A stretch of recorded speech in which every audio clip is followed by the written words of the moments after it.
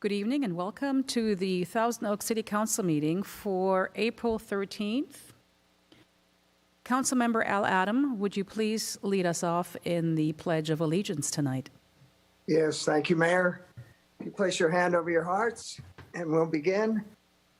I pledge allegiance to the flag of the United States of America and to the republic for which it stands, one nation, under God, indivisible, with liberty and justice for all.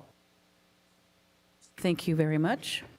Madam Clerk, roll call, please.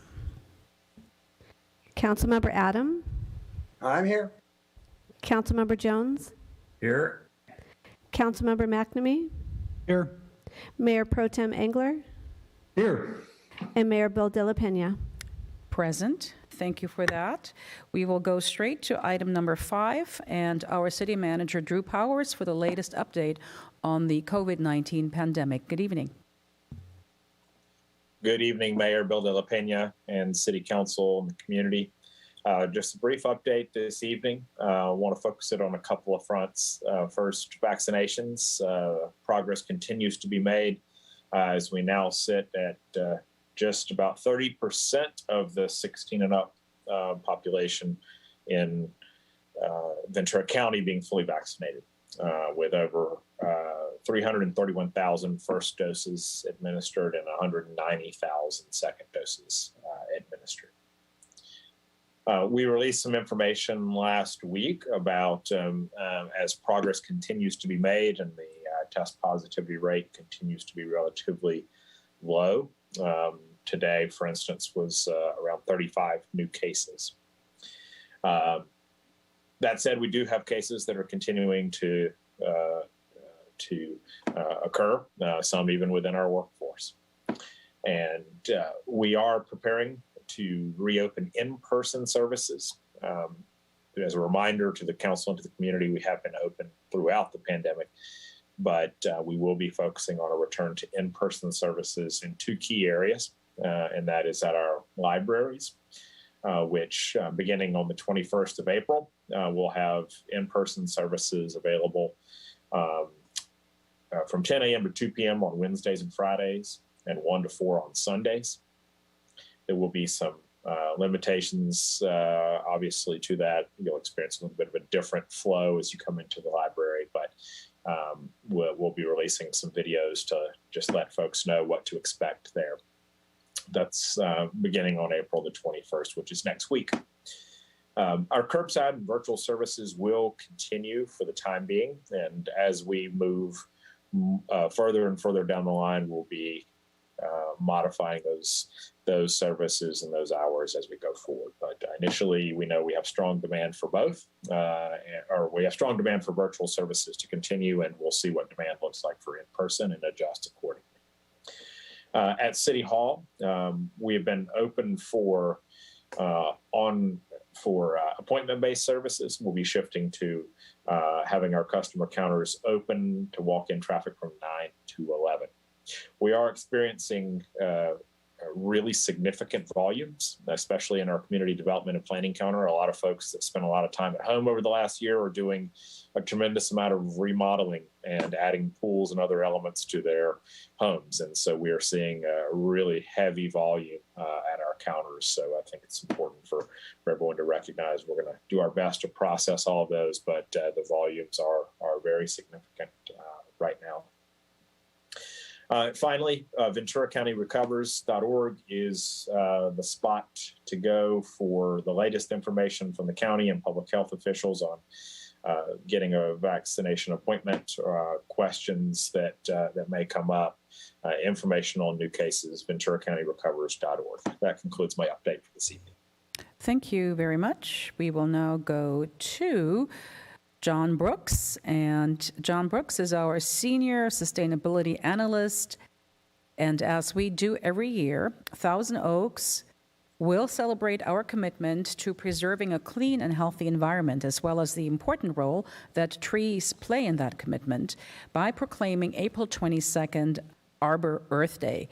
Of course, we are so proud that this is our 23rd consecutive year that Thousand Oaks has been named Tree City USA. And Mr. Brooks will join us to provide an update on the city's climate action plan. And here is the proclamation, by the way. Let's see if I can see it. Good evening, you, Mr. Mayor. Brooks. Historically, the city's celebrated Arbor Earth Day with a fun, family-friendly event that showcased various sustainability practices that families could incorporate into their daily lives. Unfortunately, that's not possible this year.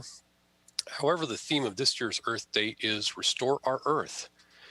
And the public has an opportunity to fully embrace that theme by participating in the development of the city's first climate and environmental action plan. Development of a climate action plan was selected by the public as a top 10 priority during the Vision 2064 community planning process. And this past January, the City Council directed staff to develop a plan that exceeds the state goals of reducing greenhouse gases 40% by 2030 and 80% by 2050 over our 2010 baseline year. At our next Climate Action Plan stakeholder meeting on April 28th, we will be discussing water, solid waste, recycling, as well as quality of life issues. And the public is invited to share their thoughts on these issues as well. And in June, there will be a public meeting to discuss and refine the potential strategies to include in the draft Climate Action Plan to meet the council's direction. And we hope to be back to council with the final plan at the end of this year. We encourage everyone to visit www.tokes.org/climateaction to find out more or to register for the events. Thank you and happy Earth Day. Thank you, Mr. Brooks, and indeed, happy Earth Day. Next, I would like to welcome Denise Belko, and along with her husband, David Belko. The two are wonderful ambassadors of Donate Life and have been for a number of years. Donate Life is the nonprofit organ and tissue donor registry dedicated to saving the lives of thousands of Californians awaiting life-saving transplants. The Belko family of Newbury Park became involved in organ donor advocacy after their son Michael, at the age of 20, saved the lives of 8 people or improved the lives of 8 people through organ donation. The City Council encourages Thousand Oaks residents to participate in the Donate Life California Donor Registry, and we are therefore proclaiming the month of April as DMV Donate Life California Month. And this is normally turned over and presented to the Belko family every year for the last, I believe, 7 years or so. We're doing it virtually now. Hi, Denise, and hi, David. Waving at you, and hope that you both are doing great. And not sure if you wanted to say a few words as well. We just want to say thank you so much for supporting Donate Life and for supporting our family, and we really appreciate your time. Thank you. Thank you so much for your advocacy, and I know Mayor Pro Tem Engler also participated in this year's virtual coffee, so we even made a video, the two of us, for Donate Life for their campaign, so I just wanted you to know, thank you for your advocacy and support for this very important issue. Thank you so much. All right, and with that, we will go to public comments. Madam Clerk. This is a time and place for public comments for those wishing to address the City Council regarding items on the agenda or on a subject within the city's jurisdiction. All remarks should be addressed to the council as a whole. Speakers are requested to state their name and community of residence for the record. Please remain muted until the mayor calls your name. If you need Spanish translation or would like to speak in Spanish, please call 805-449-2152.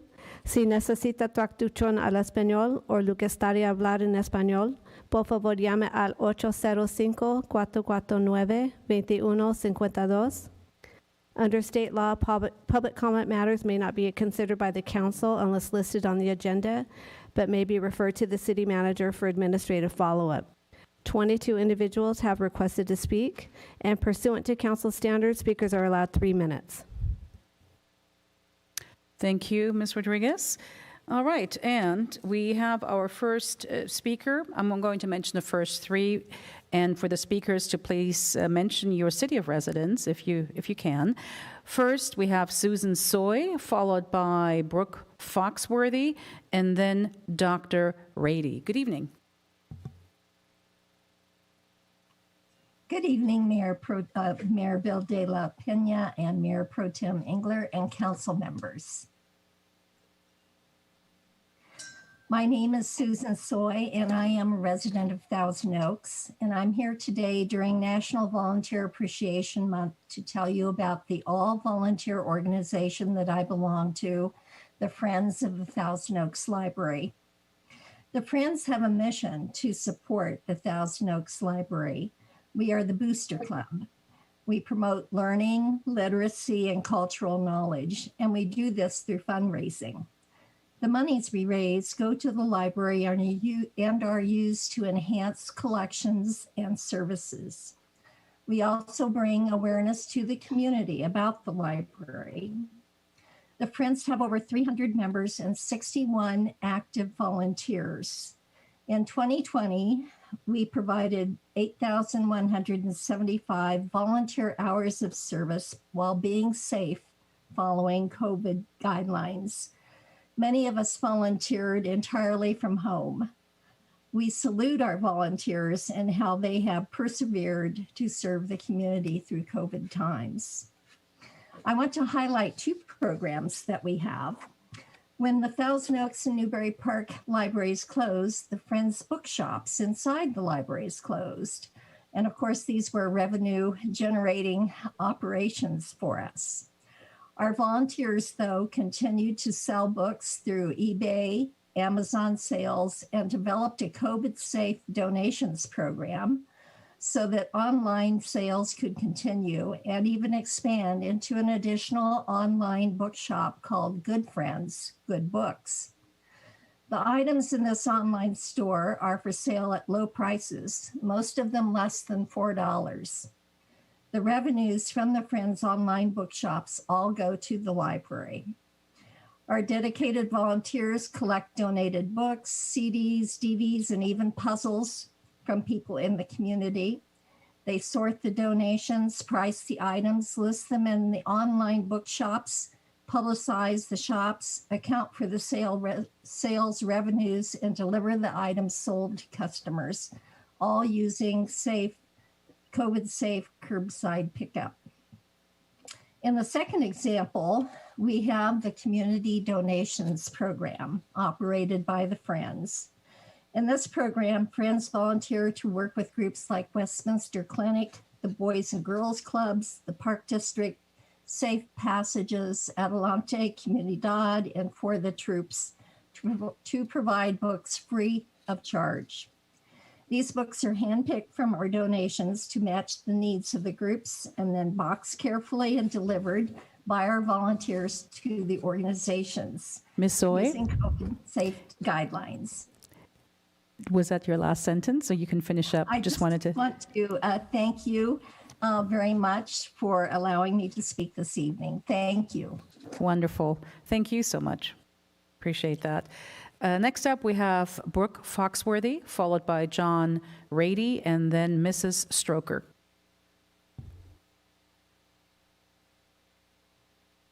Good evening, council members. My name is Brooke Foxworthy. My name is Brooke Foxworthy, and I am a 12-year resident of Thousand Oaks, where my husband and I are raising 3 kids here.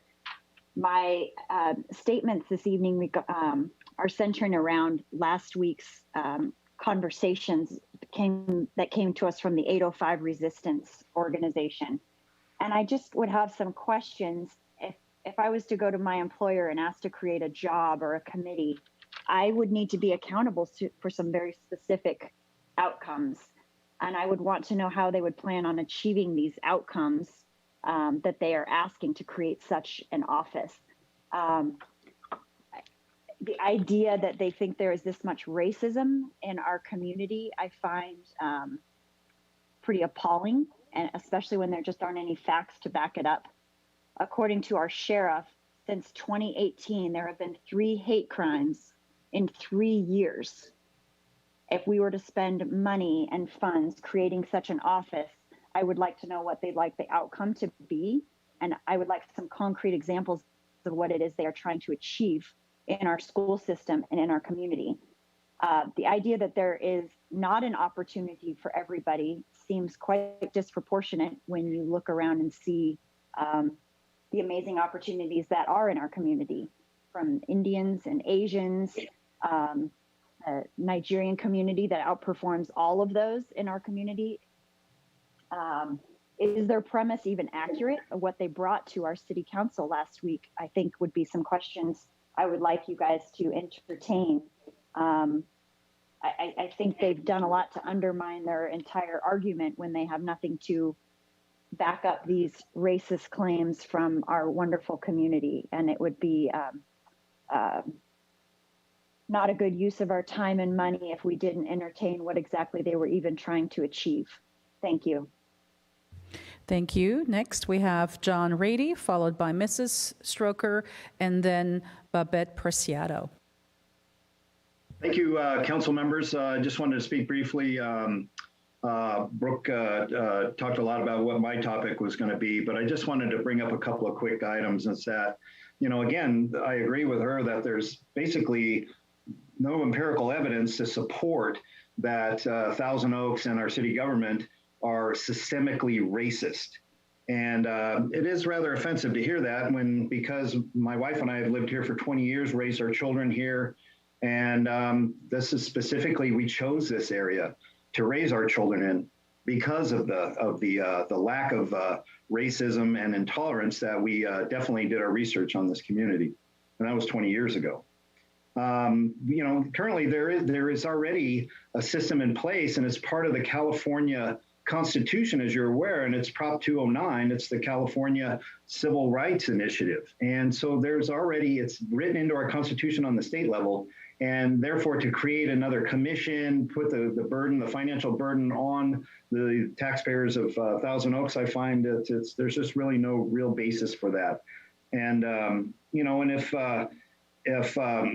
if somebody really feels that they have been, their rights have been violated, there's already a means for them to pursue that in a legal manner outside of our city. So, and then the data that Brooke displayed. But basically, I think the whole premise that we believe in, that's been a part of our life for 20 years, is that it's creating opportunity, equality of opportunity, not the equality of outcome. And I think what we see sometimes is that there's kind of a lean towards, well, we need to create equality of outcome. And that's just not part of the human experience. We all have to struggle and fight and go out there and do our best and really, really give it, our whole effort. And sometimes we fail, and that's just how things work. So I just hope that you take a real hard look at what the proposal is, see if there is that empirical evidence. I have not been able to find that,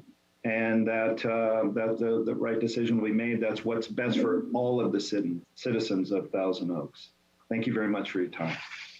Thank you. Next, we have Mrs. Stroker, and I believe that the previous residents are residents of Thousand Oaks. Good evening.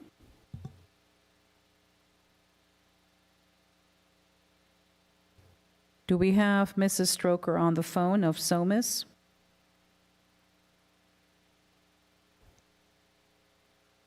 No, then we will go to the next one via video, Babette Preciado of Newberry Park.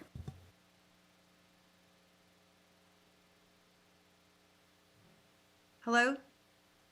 Yes, is this Babette? This is me. Can you hear me? Yes, we can. Go ahead. Okay. Hi. Again, my name is Babette Preciado. I live in Newberry Park. I have been in Conejo Valley now for about 30 years.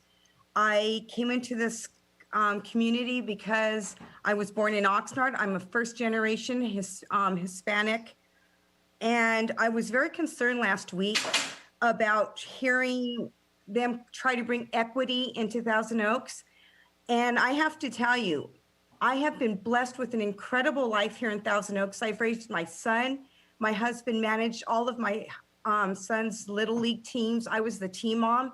I have not once in the entire time I have been in the Conejo Valley, been in Ventura County, I have never been a victim of racism.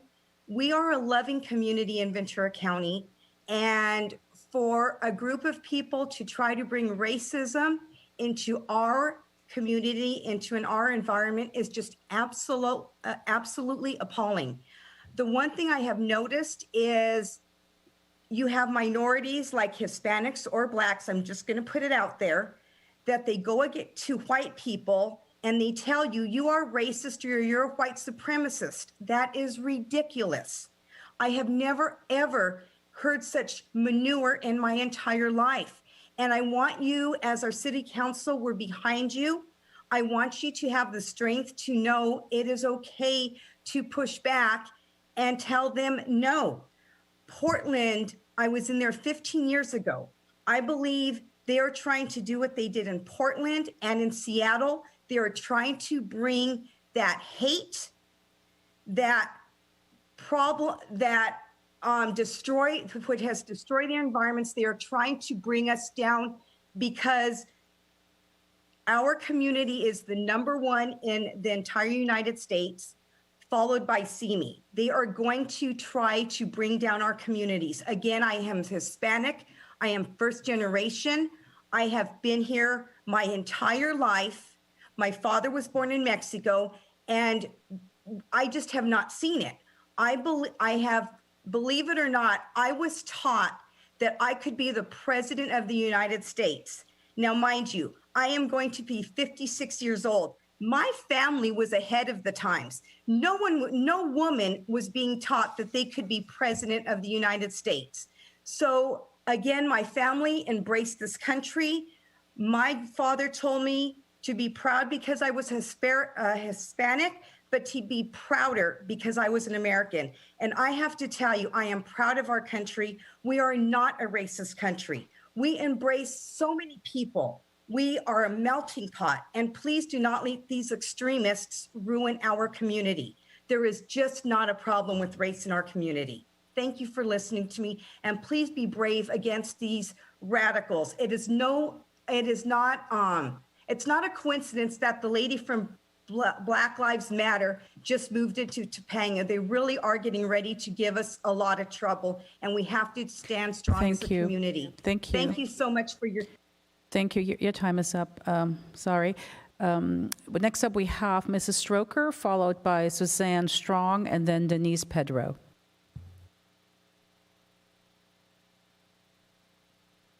Mrs. Stroker, are you back? Can you unmute yourself?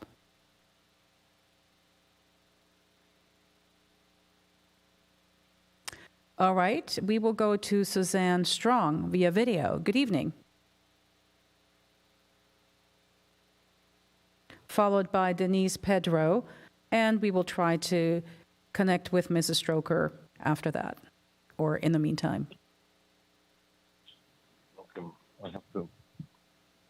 Okay, so I am looking for Suzanne Strong. Is she there? Can you hear me? Suzanne? I'm trying. No, we hear you. Go ahead. Oh, you do? Yes. Okay, great. Yes. Okay, thank you. I'm sorry. I didn't realize that. My name is Suzanne Strong, and I live in Thousand Oaks, and I'm here today also as the other residents are in response to the public comments that were made last week's City Council meeting regarding an equity agenda. I also take offense at the inference that our community is racist. We may lack the diversity of other larger California cities. However, I think the United States as a whole is probably the least racist of many multicultural countries. And I frankly am tired. Let me start here. I'm proud of my city of Thousand Oaks. And I'm sure you would agree, everybody on this panel would agree, that the vast majority of us would all welcome all races and cultures into our community. And I'm tired of the political agendas and propaganda. I ask that you do not bow to outside pressure and say no to any special social justice commissions. And I thank you for your unwavering service. You do an awesome job. This is a wonderful community and I'd like to keep it that way. Thank you. Thank you. Next, we have Denise Pedro. Oh, and we don't have Denise. Okay, how about we try Marcelo Pasternak? Marcelo, are you there?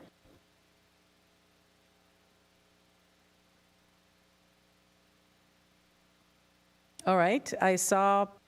Can you unmute yourself? There you go. Oh, okay. Can you guys hear me? Yes, we can. Go ahead. Hi.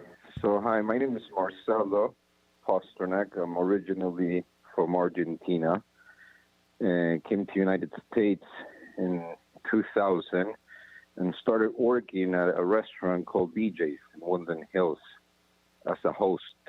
Didn't speak much English, but I got enough English out there to see people in their table. And with the time, I moved myself up the ranks to food runner and to work as an expert in the kitchen and to train other people. So one day they asked me, would you like to train some people in Thousand Oaks that they're opening a new store and down in Westlake Boulevard, and they're new, so they need somebody that knows the job to help them. So I came one night all the way with my motorcycle to help out, and it was cold and rainy that night. And I remember the people that I was working with didn't want me to drive home, so they asked me to stay in their house that night so I didn't have to, be in the rain. And I'm an immigrant that spoke barely any English, and it was one of the best places that treated me. So I moved there, and I lived there for almost 7 years. I went to Motor Park College. I lived down in New Hampshire. And I still go there to the gym, the climbing gyms. I love this city, and I think if you guys give up to the social push that it's going on in this country, people like me that ran away from this politics won't have a place to go anymore. So we ran away from these places, and you guys are trying to implement the same policies in your city. So you camouflage everything as a social justice, but it's unsocial and it's injustice, and it really affects the middle class and the people in your community, and it enriches a few. So don't let your community make it a beacon of light instead of let it be run by darkness. And whoever said, come on there, I know you guys heard it, that's very rude. And I hope it's not somebody in the council. But I appreciate your time, and I hope you don't ruin your city like my politicians ruined my country. Thank you. Thank you. Next up, we have Dan Winans on the phone, followed by Sint via video. Is it Sint or Clint? Clint. Okay, there's a little typo. Good evening. Looking for Dan Winans. No Dan. Clint, good evening. Hello. Good evening, Madam Mayor and City Council. My name is Clint, and I'm a renter here in Thousand Oaks, as well as a member of the Conejo Climate Coalition. Just yesterday, Scientific American published an article entitled, "We are living in a climate emergency, and we're going to say so." The article said, quote, "This is a statement of science, not politics. Thousands of scientists have said humanity faces a climate emergency. Why emergency? Because words matter. To preserve a livable planet, humanity must take action immediately. Failure to slash the amount of carbon dioxide in the atmosphere will make the extraordinary heat, storms, wildfires, and ice melt of 2020 routine and could render a significant portion of the earth uninhabitable." End quote. The climate emergency is here, and we must think globally and act locally. I would urge those here tonight to listen to the latest episode of the Branching Out podcast from the Acorn. Kyle Jory and Ian Bradley interview Kat Selm, a member of the Conejo Climate Coalition. The interview is a great starting point for anyone wanting to get involved in working with our community to create a more sustainable city. You can also visit conejoclimate.org for more information. With Earth Day coming up on April 22nd, I'd like to remind everyone that every day should be Earth Day as we move headlong into a future where climate change will play a major role in our ability to sustain a healthy community. I would like to thank the Sustainability Division and the City of Thousand Oaks for all it has done to champion microgrids and solar power. The Climate and Environmental Action Plan meetings, also known as CEAP meetings, have been invaluable, and I'd like to thank everyone involved for their work. The next CEAP meeting is on April 28th, and anyone interested can register at toaks.org. Hope to see you there. Thanks for your time. Thank you. Next, we have on the phone Karen Martin, followed by Adam Haverstock and Anne Marie Winich.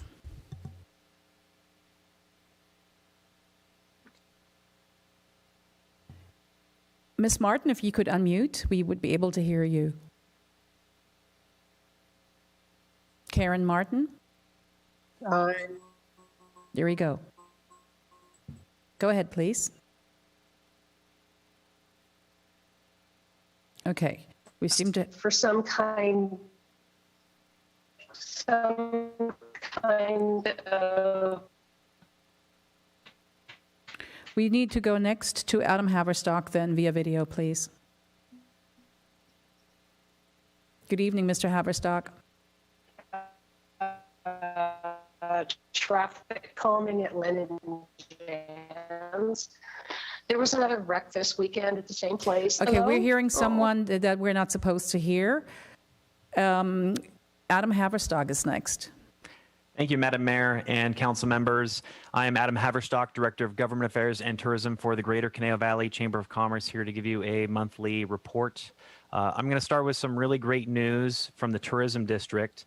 Conejo Valley Tourism has launched a travel stimulus program that we're calling Conejo Cash, and we are providing a $100 Visa gift card to travelers that are coming to Conejo Valley. Now, in order to qualify, they must book a 2-night stay in one of our 16 Tourism District hotels in the cities of Thousand Oaks or Agora Hills, and they apply for the gift card at our website, conejo.com. There's a link in the navigation bar at the top for the Conejo Cash program, and they receive a $100 gift card when they check in at their hotel. And travelers that are staying are eligible between this coming Monday, April 19th, and June 30th of 2021 for this program. This week, we launched our marketing of the program. It includes PR outreach. We did an email out to our contact list, and we're doing paid social media to do promotion for this. And we wanted to thank the city, who contributed significant funding to support the travel stimulus program as well. And details of the program are available at conejo.com, which is the Tourism District website. The Chamber's Regional Economic Forecast is coming up on Friday, April 30th. It is going to be an online event via Vimeo, and there is going to be an online networking portion prior to the event on Zoom. We're going to do networking in small groups before the event begins. Our keynote speaker is going to be Kuma Roberts from Arrowhead Consulting, and her topic is the business case for diversity, equity, and inclusion. We also have Dr. Matthew Feenup from the CLU Center for Economic Research and Forecasting presenting the Regional Economic Forecast. The networking portion is from 9 to 9:30 a.m. and the presentations will be from 9:30 to 10:30, and that's on Friday, April 30th. All are welcome to attend, and tickets are available at conejochamber.org. And then finally, I wanted to mention the Principal for a Half Day program. This event is coming up next Thursday, April 22nd from 9 to 10:30 in the morning. It's a great collaboration between the Chamber of Commerce and the Conejo Valley Unified School District. Participants will be assigned to a CVUSD school, and they will get to shadow the school principal and get a campus tour. After all of the tours are completed, all of the participants are invited to a virtual recognition program via Zoom. And there will be remarks on the recognition program from CVUSD Superintendent Dr. Mark McLaughlin. This event is free to attend, but registration is required so we can assign attendees to schools, and registration closes this Friday. And registration is available on our website at conejochamber.org. And unless there are any questions, that concludes my comments this evening. Thank you. Thank you very much. Next, via video, we have Anne-Marie Winage. I believe that is how the name was pronounced. I'm not quite sure. Followed by Sasha Epstein and Beverly Wirtz. Hello, can you hear me? Yeah? Yes. Okay. Thank you. I'm Anne-Marie Winnick, and we are a family of 5. We have been here for 10 years, and we're raising our 3 children here. We're very thankful to be in such a wonderful community of peace-loving, safety-loving, peace-filled people, and we want it to stay that way. There is no need for an equity commission here in Thousand Oaks. Until racism is blatantly an issue, we do not need to expand government. We do not need to fix something that's not broken. Those of us that are paying taxes can tell you that we are very thankful to be here in this safe community, and we do not need to be creating problems that we don't already have. All people, all diverse nationalities, income levels, disabilities, abilities are welcome to all events, meetings, community buildings here in Thousand Oaks. And I have not seen in the 10 years that I've been here any situation where a group of people or a certain person has been eliminated or ostracized for their nationality, their income level, or anything. I appreciate the all-inclusive community that we have here. This is an effort from the outside. I am so offended that people are being paid to come in from the outside to tell our city what's best for us.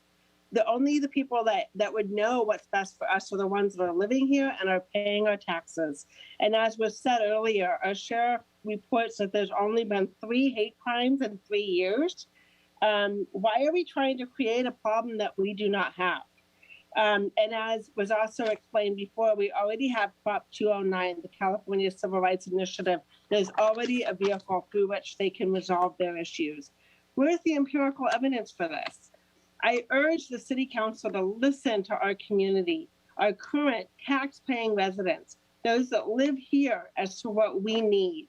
We are a diverse community representing all income levels, several nationalities, and I ask that you honor all of our residents by not allowing the hate of the social justice agenda to enter into our beautiful community. We already have justice here. Thank you so much, City Council, for all that you do.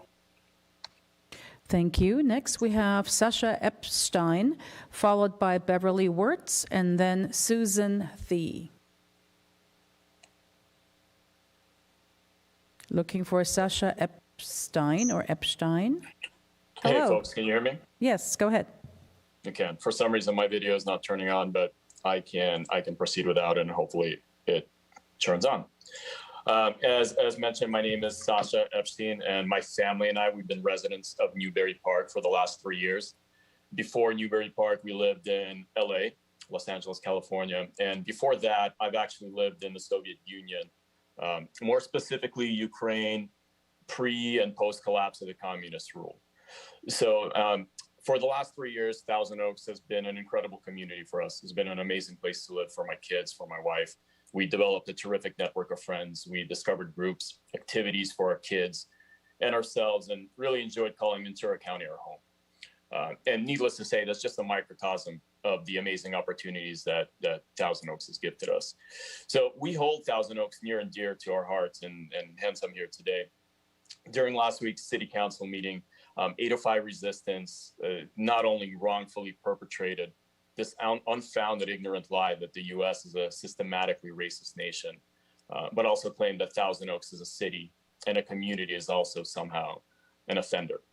So they demanded Thousand Oaks pass this resolution, and I quote, "Resolution of diversity, inclusion, equity of all citizens to further battle," quote, "systemic racism and white supremacy."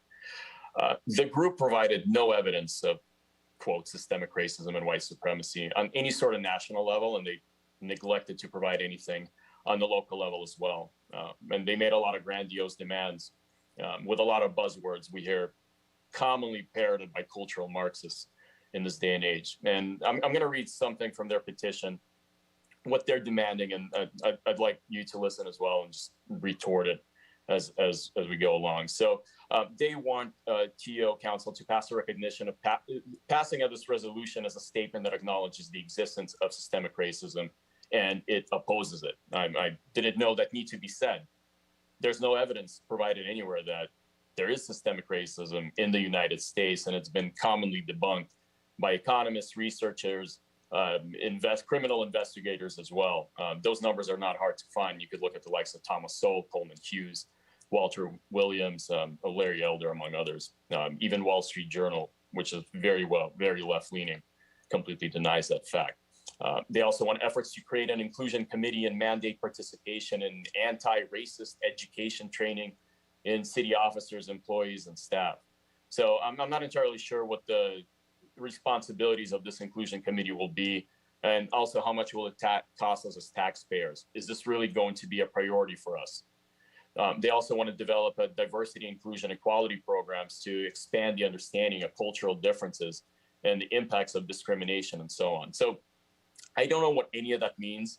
There's no clear answers of exactly what that means, but I do urge you to stand up to this group. Again, there's no empirical evidence of quote unquote white supremacy or anything like that affecting. And I mentioned I'm from the Soviet Union, and I've actually experienced systemic racism in the form of anti-Semitism while I lived there.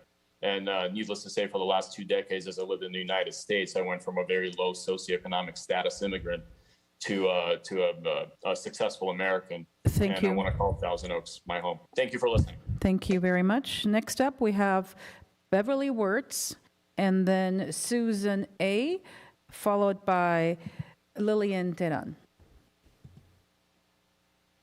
Thank you, Madam Mayor, City Council members. My name is Beverly Wirtz, living in Newbury Park. I would like to start by saying I don't support outside hate groups spewing lies during these City Council meetings, and I don't support the Social Justice Commission to come in to destroy our community and infect our City Council with racism and hate. I urge you to make it mandatory to fill in on the questionnaire before speakers are allowed to be brought before you. Each speaker needs to show how many years they have lived in the Thousand Oaks area, and it should be mandatory to provide a valid address where they are currently living before allowed to speak, as opposed to remotely Zooming from wherever and potentially anywhere, even cities like Portland, Oregon, or Seattle, Washington. It's obvious many of last week's speakers are not really Thousand Oaks residents. No one in the City Council is a white supremacist. I am not a racist. I don't know what white privilege is. I never experienced it. I struggled like everyone else to get where I am today, just like all hardworking Americans, no matter what the color of your skin. I take offense to blanket allegations of racism based on my skin color, our Thousand Oaks values, and having a different opinion or belief. Their logic is devoid of hard evidence, and the United States is the least racist of any multicultural nation, and Thousand Oaks stands as a beacon of light, guiding the way for other communities to follow. Our community has embraced multiple races and multiple cultures, and we peacefully coexist. We go to the same places of worship, the same grocery stores, our kids go to the same schools. I have been a resident, tax-paying resident of Thousand Oaks for over 10 years, my husband over 20. I voted you into office, and I stand by all of you. I want you to know you are supported. Do not bow to this outside pressure and agenda. Thank you for your unwavering service. We do not need a social justice equity commission. Remember that Californians spoke loud and clear in the last election, rejecting the attempt to repeal Proposition 209, which ensures people are not discriminated against or given preferential treatment for their race, sex, age, religious beliefs. That means me too. That means all of you. The council's time would be better spent on issues affecting our city, mainly the general plan, sewer, traffic issues, resuscitating the struggling businesses from the COVID lockdowns, and improving our public education.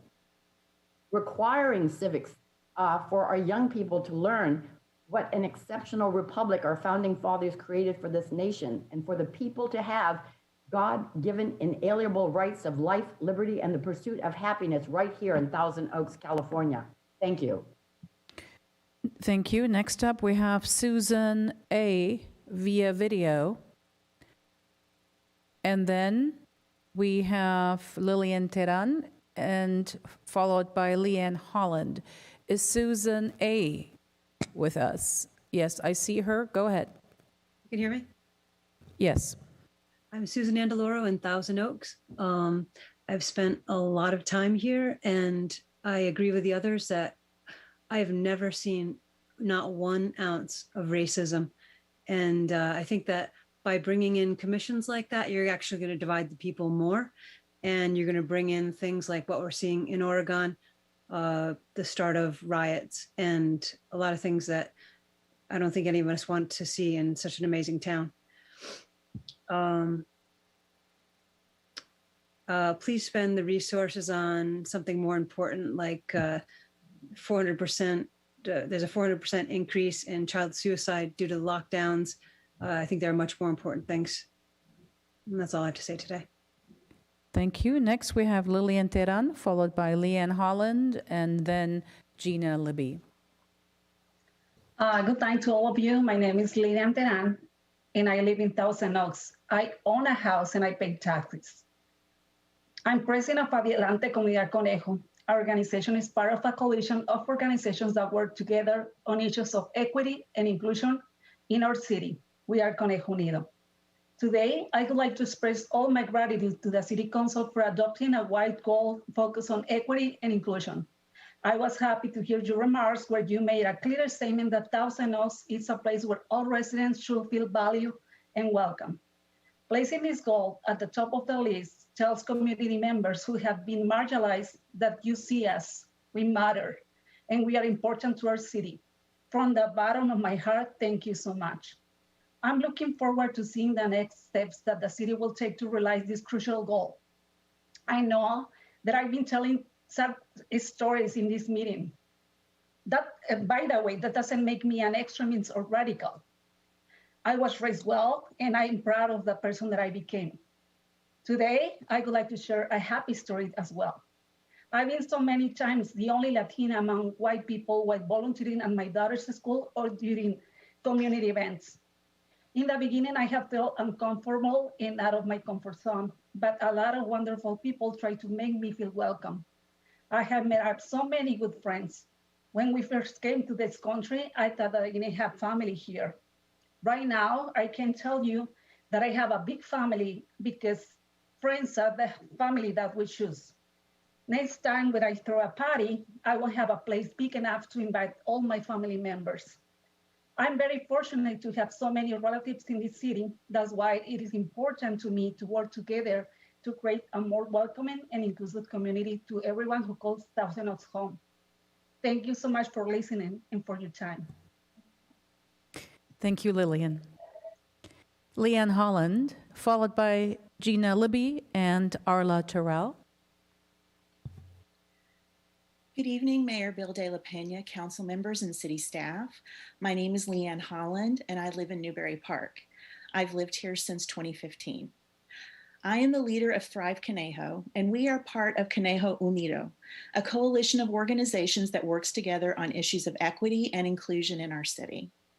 Tonight, I would like to express my gratitude to the City Council for adopting a citywide goal focused on equity and inclusion. You have made a clear statement that Thousand Oaks is a place where all residents should feel valued and welcome. Placing this goal at the top of the list tells community members who have been marginalized that they matter and are important to our city. Thank you so much. Your leadership and public commitment on this issue are crucial because families like mine are looking to you to help remove barriers to access and to success for our loved ones. April is Autism Acceptance Month, and autistics, their friends and families and allies across the nation are spreading the message that neurodiversity is a natural part of human diversity. Autism is an infinite spectrum of possibilities, and on social media, people are sharing a rainbow infinity symbol to represent that idea. For parents like me, we hope that the rest of the world can learn to accept and appreciate those on the spectrum who think and experience the world differently than most. Many are longing for a connection that they will never experience until the rest of us learn to open our arms and our hearts. Moving forward, Conejo Unido is eager to see the next steps that the city will take to make its new top goal a reality. Together, we can create a more welcoming and inclusive community for everyone who calls Thousand Oaks home. Thank you for listening. Thank you. And neurodiversity is, of course, included in our new city goal. Vitally important that we accept persons with neurodiversity and bring more awareness to that particular issue as well. Gina Libby, followed by Arla Terrell, and then finally Karen Martin, Dr. Karen Martin.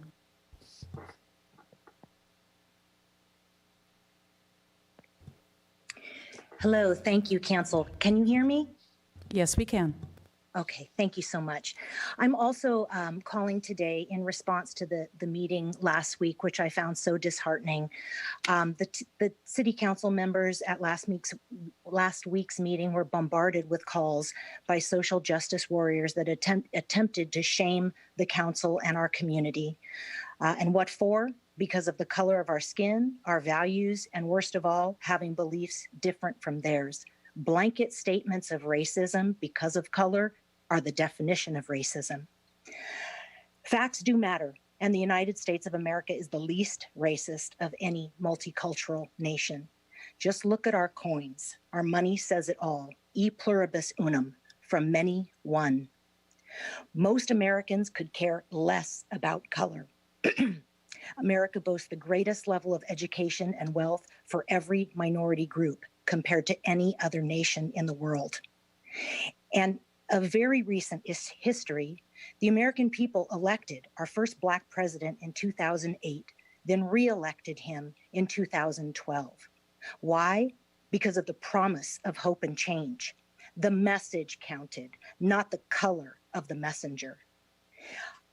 I acknowledge that there are absolutely disparities, and I would like to point folks in the direction of scholars such as Thomas Sowell, Robert Woodson, and Shelby Steele, all pioneers who lived through the civil rights movement, who have come to similar conclusions that many disparities are not because of racism, but because of decades-long poor policies that incentivize lack of school choice, fatherlessness, and other policies that do not at all serve minority communities. There could be nothing more racist than critical race theory, which defines people by their color and categories of victimhood. Can you imagine teaching your children that others are better or less than them because of color, and that they're either an oppressor or the oppressed because of their color? That's the message underlying racial equity, social justice, critical race theory, or other fanciful names disguising Marxist theories. I think it's very obvious that there's a purposeful divide being manufactured in this nation to progress an agenda. A very clear example of it is that the documentary Created Equal, Clarence Thomas, in his own words, was removed from streaming by Amazon during Black History Month. The equity elites actually canceled Justice Clarence Thomas. Why? Because he doesn't fit the narrative. Our young people have been indoctrinated to hate America while being robbed of our rich history. Gina? We have made mistakes and we've made them right. We do it by empowering people, not shaming them and teaching victimhood. We support you in your courage. Thank you. Thank you. All right, that was our final speaker, actually. The others dropped off. So we will now go to the consent. Oh, I'm not sure whether the city manager wanted to add anything at all. Nothing specific to add tonight, other than to just thank our first speaker was talking about Volunteer Appreciation Month. Obviously, our city is run on the backs of volunteers and numerous functions, from our theaters to our libraries to our VIPs. And so I just wanted to take a moment to thank them. Wonderful, indeed. Thank you. We will now go to our consent calendar. Any questions of my council colleagues regarding consent calendar item number 7? Madam Mayor? Mr. Jones, go ahead. Yes. I would like to, which item here? I'd like to discuss briefly item K. Okay, item K. Is there another item that you wish to pull, Mr. Jones? No, I'd be glad to move the balance of the consent calendar. Very good. We have a motion to move the balance of the consent calendar. Please vote. Councilmember Adam? Yes. Councilmember Jones? Aye. Councilmember McNamee? Yes. Mayor Pro Tem Engler? Yes. And Mayor Bill De La Pena? Yes. Mr. Jones, item number K. That motion Yes, carries just, 5-0. Just quickly, I noticed that the people that were not able to deliver on their bid that they made for the valves for $103,539, after they had to back out, then we signed with another company for $111,000. I'm wondering, are the people that made a valid bid for the contract liable for the difference between the 103 and the 111,000 to us? Good evening, Council Member Jones. This is Nader Hidari, the Deputy Public Works Director. I can help respond to that item. This was not a construction bid, so it was more of a material purchase, so there isn't the normal protections of bonds and so forth that would be in place if it was a full, construction contract bid that would allow us to, recover that loss, between the first and the second bid. So that wasn't possible in this case. However, fortunately, in this case, that delta, that differential was quite small. Did we suffer any damage financially or in any way as a result of not being able to rely, as I thought we should have been, on the $103,000 bid? No, there was no impact other than that small cost differential to go to the second vendor for those items in question. And we're doing that to kind of protect ourselves schedule-wise, and we mutually parted with the first vendor, given that we recognized that they were going to have difficulty following through. So we wanted to go ahead and secure our order with the second vendor, who we've used before actually on the previous digester. So we feel confident about the new vendor going forward. Yeah, I don't want to belabor this, but it seems to me they must have signed a document guaranteeing the lower price. And it doesn't seem to me that's very equitable of them as business people to sign such an agreement. And I'm not aware of the language of the agreement, but I presume it was fairly, stalwart or ironclad or whatever the word is. And I don't think that's very good business practice. There are times, Councilmember Jones, where, mistakes are made in bids. And so there's always a process to allow a bidder to remove itself from the bidding process. And construction contracts, it's a little bit different. And they actually post, bid bonds. These were just for, widgets, for lack of a better word. So in this case, we didn't detrimentally rely on them. They notified us pretty quickly, and that's why we're not. This isn't a new round. We are able to go immediately to the second bidder as if the first bidder didn't even submit a bid. Okay. Well, that's not a normal. In my opinion, that's not a good way to do business. But if that's the advice you're giving us tonight, I won't question it. I'll move item K. Thank you very much. We have a motion to approve item 7K. Please vote. Councilmember Adam? Yes. Councilmember Jones? Aye. Councilmember McNamee? Yes. Mayor Pro Tem Engler? Yes. And Mayor Bill de la Pena. Yes. And that motion carries 5-0. Thank you. We will now go to item number 8. And for that, since it is a public hearing, we will go back to the city clerk to open the public hearing. Hearing advertised as required by law is open to consider agenda item 8A, proposed collection of residential wastewater service charges on Ventura County secured property tax roll. Speakers are requested to state their name and community of residence for the record.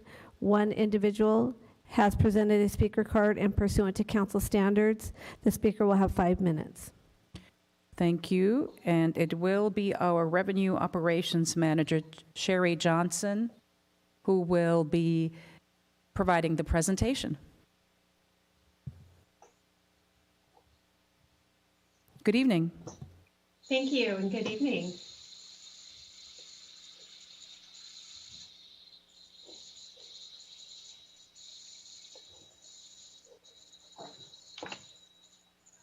Thank you, Mayor Bill de la Pena and City Council members.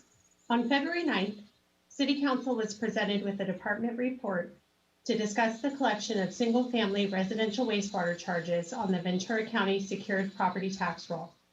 The purpose of tonight's public hearing is to receive public testimony and to decide upon changing our collection method of wastewater charges. Here's a summary of the proposed changes. It's important to note that tonight's discussion is not about a rate increase. This discussion is about a different way of paying for the same bill. Any future rate increases will still go through the normal public process and will remain subject to Prop 218 notification to affected property owners, and City Council will still have authority over city rates. If tonight's discussion about single-family residential wastewater charges on county property tax is approved, then the city would no longer issue single-family residential wastewater service bills. Charges for wastewater services would be billed on the December 2021 and April 2022 property tax statements. These statements would include service charges from July 1st, 2021 through June 30th of 2022. Customers with city water service would continue to receive their regular bi-monthly bill, but only with water service charges. Here's an image of the Ventura County property tax bill. Wastewater service charges on the Ventura County property tax bill would be listed as a separate line item charge, with the city's phone number listed adjacent to that charge. For this upcoming fiscal year, July 1st, 2021 through June 30th, 2022, the annual amount for a single-family residential parcel located inside city limits is $359.40, and for parcels located outside city limits, the amount is $363.12. Property owners enrolled in the city's utility assistance program would continue to realize the reduced rate. Simply stated, these are the same rates we charge now. So there are approximately 36,500 residential wastewater accounts which would be affected. This includes townhomes, condominiums, and single-family residential connections. This change would not include apartments, mobile homes, commercial, multifamily residential, or industrial customers. The County of Ventura is anticipating a charge of 21 cents per parcel for each direct assessment, meaning this change would cost the city approximately $7,700 per year. For the County of Ventura to collect single-family residential wastewater service charges on behalf of the city would need to provide data to the county, including the assessor's parcel number and the associated sewer service charge being levied on each property.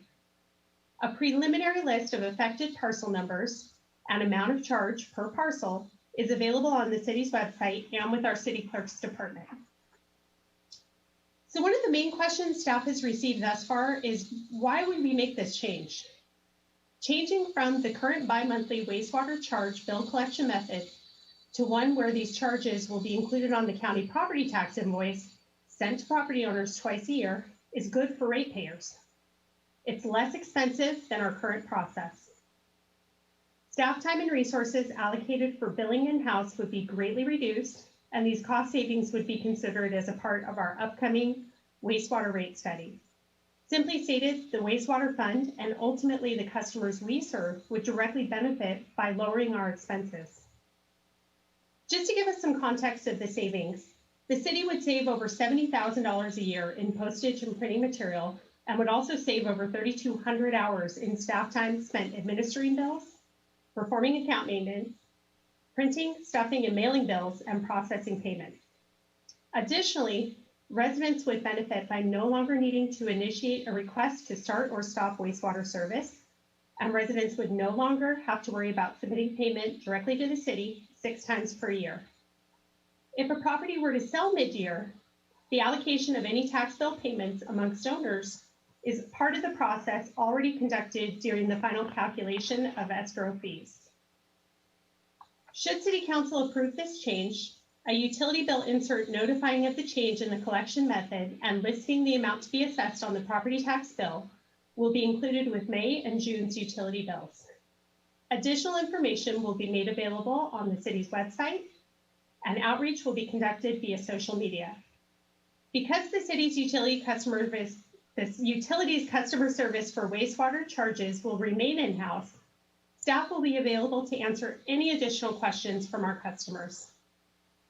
For homeowners with impound accounts, these residents may want to call their escrow company and confirm that the wastewater service charges are included in their upcoming property tax calculations. And for renters, these customers would need to make arrangements to pay wastewater service charges directly to the property owner as opposed to the city.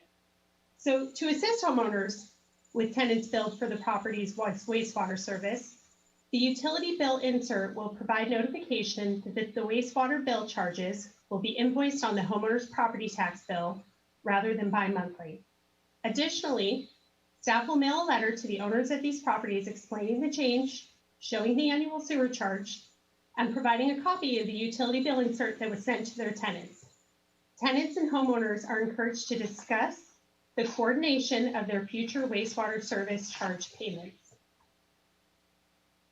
Staff recommends that Council receive public testimony, receive the tabulation of Prop 218 protests received, adopt a Thousand Oaks Municipal Code ordinance amendment to adjust for these changes in billing methods, and adopt a resolution to authorize the collection of single-family residential wastewater service rate collection via direct assessment on the upcoming fiscal year's Ventura County secured property tax roll.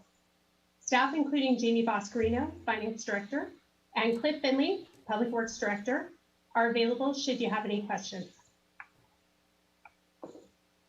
Thank you so much, Ms. Johnson. Appreciate that. So as you heard, we have Jamie Boscarino and Cliff Finley here with us to answer any questions that my colleagues may have. I'm looking to see if there are any questions before we go to our 2 public speakers. I have a couple of questions. Mr. Jones?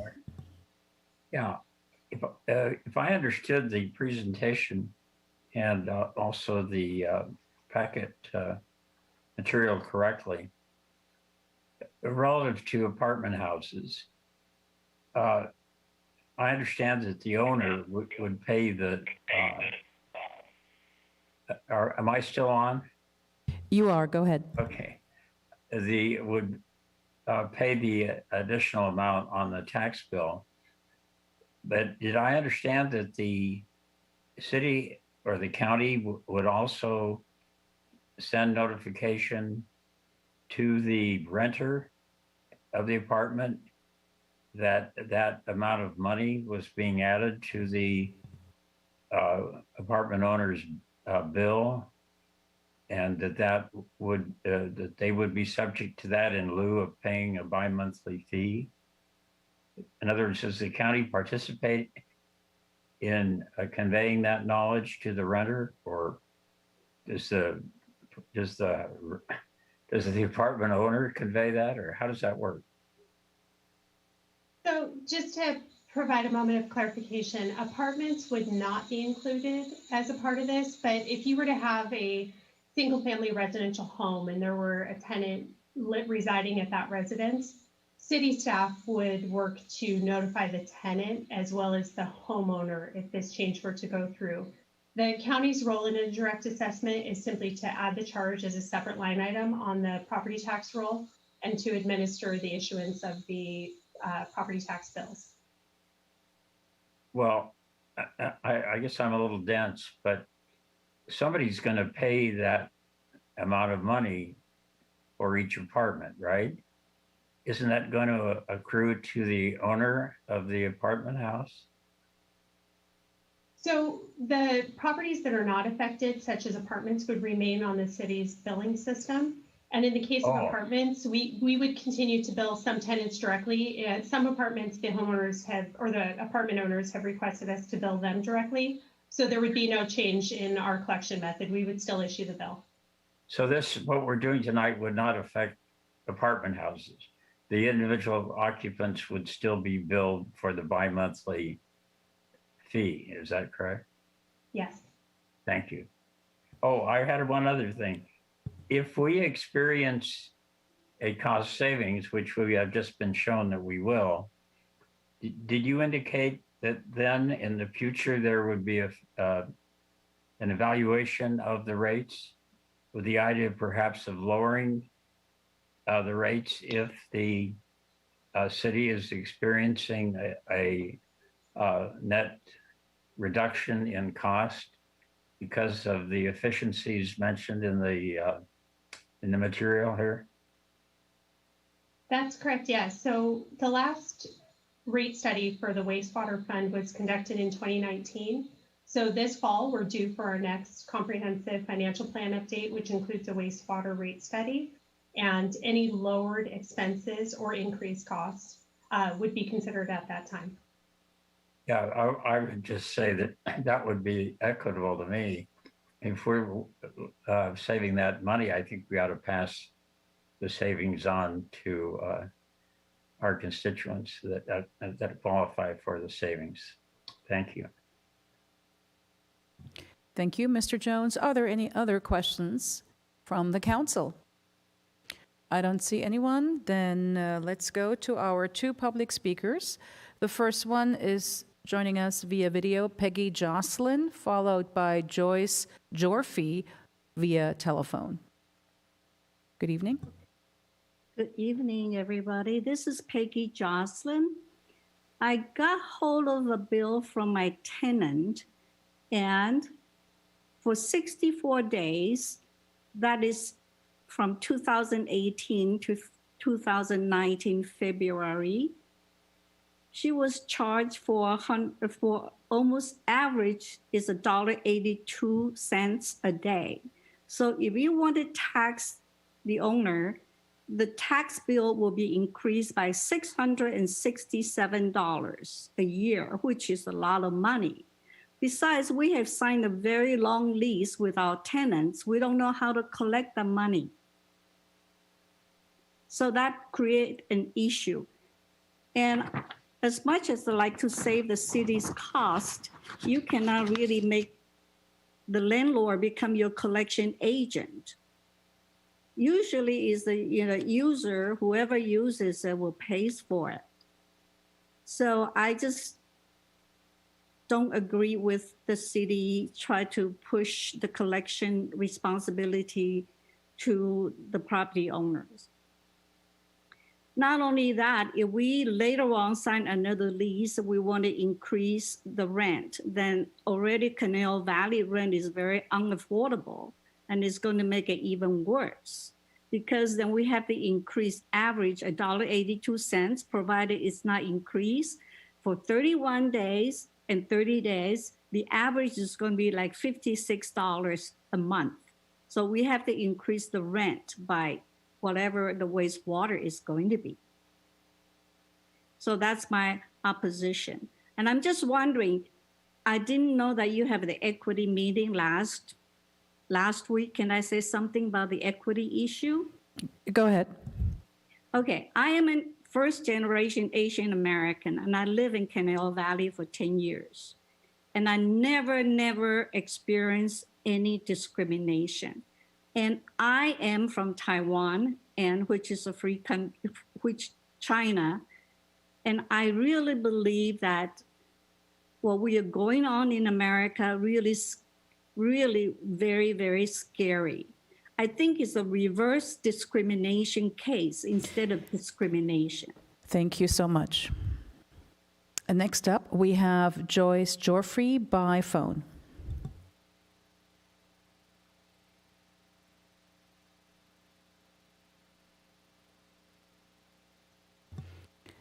Joyce Jorfy. She's unmuted. Go ahead. Good evening. Good evening. My name is Joyce Jorfy. I live in Newberry Park. I'm 81 years old. I'm on Social Security. And I feel that what you're trying to do with this wastewater to property tax, it would hurt a lot of us retired people. I'm not sure how much a month this would add to my tax bill. I'm under Proposition 13, thank God, because I wouldn't be able to stay in this house if I wasn't under Proposition 13, which still goes up every year. I can't understand why you would want to do this and add this additional amount onto the property tax. Everything is going up. Our gas, our electric, everything is going up. Maybe Thousand Oaks can save a few pennies, but you sure would be taking it out on us retired people. And my son is also on Social Security here. So that's all I want to say is I think this is very unfair to put this burden on us. And that's about all I can say. I'm very unhappy with this wastewater to tax, property tax. Thank you very much. Thank you, Joyce. And I will actually go right back to staff to address your concern, Joyce, as well as that of Peggy Jocelyn. Thank you. So just to clarify on Ms. Jocelyn's comment, the current monthly wastewater rate for single-family residential customers located inside city limits is $29.95 per month. Outside connections are $30.26 per month. And then for Ms. Jeffrey's comments, just to clarify, this is not a rate increase. So it's the same rate that we're currently charging now. It's just a different way of collecting that rate from our customers. Also, we have a wonderful utilities assistance program. And while I'm not sure currently if she's a part of that, there is capacity for those needing income assistance to certainly are encouraged to reach out to staff or visit our city's website, and we can look at getting that person enrolled if they meet the criteria. Thank you. Are there any other questions from my council colleagues? Okay, I don't see any questions. I do have a question, though, for staff regarding, are we indeed putting the burden on collecting the fees on the landlords? Ms. Johnson, or perhaps, Mr. McNamee, I saw that you raised your hand, but if we could just answer the question really quickly, if the burden is truly put on the landlords and how to deal with that. Would you like me to speak, or do you have a question on the floor? I don't want to interrupt you. Yeah, since I already started my question, I apologize. I figured I could get it answered really quickly, and then we go to you. My apologies. So in short, yes, if we're currently billing tenants on behalf of homeowners right now, then if it were to go to county property tax, then the collection would shift between the two parties, which is why we would be encouraging those two parties to collaborate and to work through the change in how we collect it. Mm-hmm. And Madam Mayor, just as a point of clarity there, every lease structure is a little different. Very often the landlord will include water, wastewater, trash service will roll up into the lease. So it depends on what that individual structure is. That's why in conversation, staff came up with the idea of actually reaching out not only just to the property owners, but to the tenants as well, and encouraging both parties to work together during the time before this hits on the December rolls to come up with an amenable. Thank you. Councilmember McNamee, go ahead. Two things. One is that Ms. Johnson, I think you were very clear in your presentation that this is not a rate increase.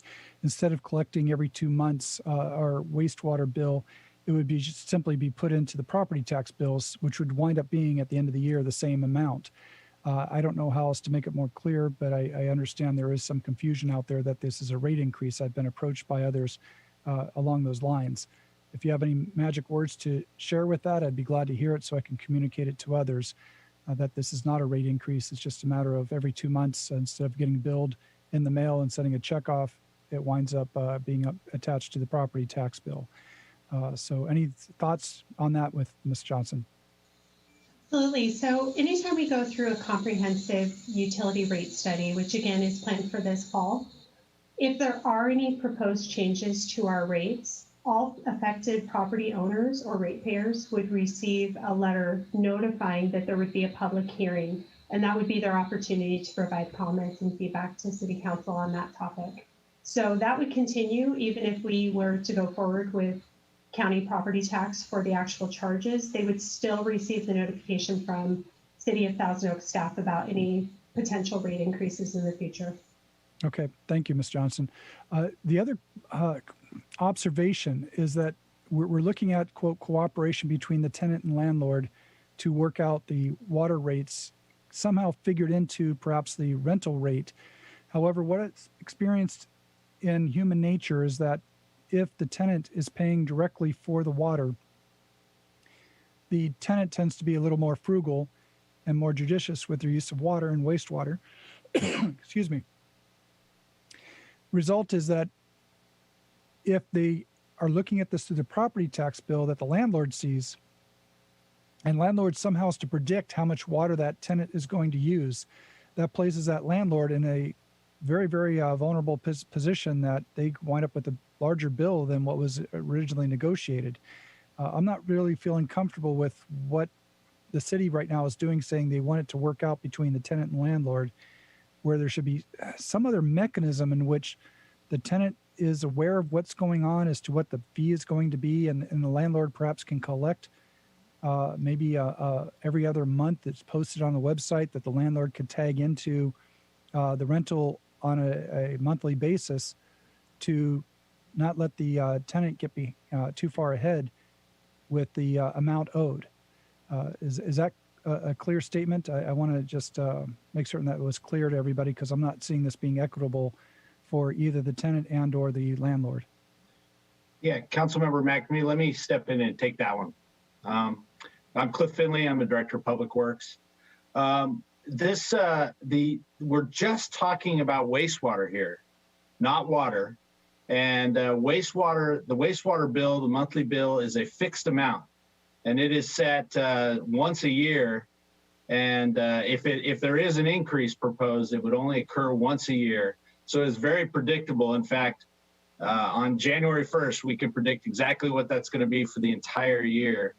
And it does not impact the water rates. So the water rates, how much water you use, does not impact wastewater rates at all.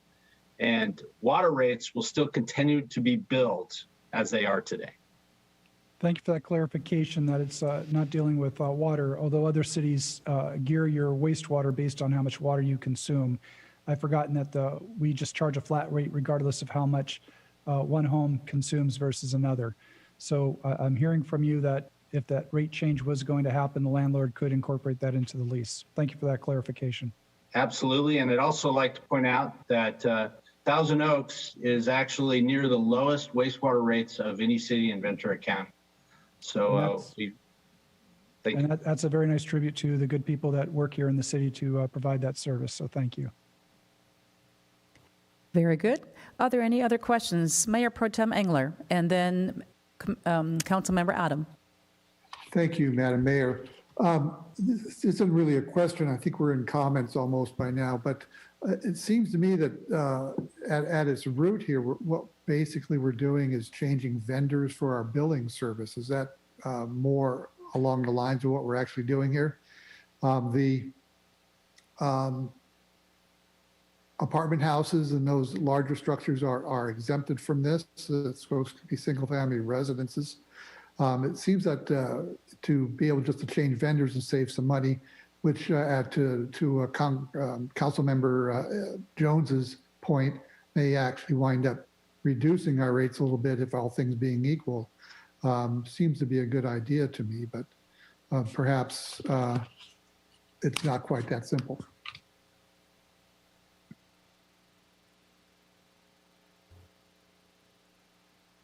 Okay. I'm not sure whether staff wanted to weigh in on it, but perhaps then we can go to Councilmember Adam. Yeah, I thought I'd make a motion, Mayor, if that's okay. I do see Councilmember McNamee's hand up. Oh, okay. Let's do that. Let's go to him back. Go right ahead. Thank you, sir. I'll finish this question very quick so you can put the motion forth. I would think this would be Mr. Finley. Just to clarify, are apartment complexes at a different wastewater rate than residential? And if you have a 4-unit apartment versus a 20 versus a 100-unit apartment, is the rate the same for apartments as residential, or are they different? The rates vary depending on how the apartment is set up. It's the number of units. Some apartments are set up such that the landlord includes wastewater and water for all of the units. Others are paid individually. So that's kind of why we decided it's not as predictable as a single family home, which is why we elected to. And also I want to point out that 80% of our services are single family homes, which again, it's a very large chunk. Excellent. Thank you. And Mr. Adam. Actually, we do have to close a public hearing first before we can consider a motion. I want to make sure there are no further questions. And we also need to go to the city clerk before we can entertain a motion. She needs to report the results. Mayor, Mr. Jones. I'd just like to reiterate what I said earlier. If we're going to save $72,000 and 325 hours of staff time, seems to me that we're going to save some money on this whole transaction if it goes forward as it is currently set up. Since we're not a profit-making organization, I think we ought to pass those savings on to the general public in terms of their rates. Ms. Boscarino, would you like to weigh in regarding the water fund? Thank you, Madam Mayor and Councilmember Jones. The city is very focused on efficiencies and bringing value to our residents and our customers. And so that is our focus and our goal. And that is one of the reasons that we moved forward with this process, because we knew it would reduce costs and be more efficient for our staff to provide those services. We're going to be embarking upon our, like Sherry mentioned, our wastewater and water rate process over the next couple months. And that will certainly be incorporated into the development of our rates. Of course, some costs increase every year, but certainly by reducing costs in other areas, it will all be incorporated into our rate development process. I would also like to mention, normally we would be increasing or adjusting rates this coming January, but we are not doing that with wastewater this go around. So the rates that we have today will be the same rates that customers pay come January as well. Because we have to let the county know in June what our rates are for the entire fiscal year next year. So the rates that we have today is what they will be paying in December and in April. There will be no change over this upcoming fiscal year in our wastewater rates. So in actuality, they actually are saving money because there is going to be no rate adjustments come January. Well, if I understand you correctly, you're saying that you were planning to raise the rates.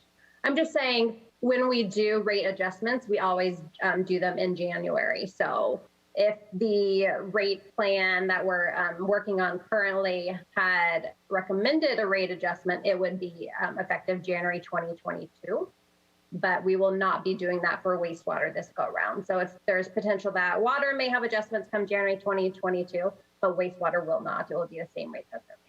Well, I don't want to press this forever, but if we're going to be saving $72,000 plus 325 hours of staff time, doesn't that indicate we might be able to lower the rates rather than just hold them even against some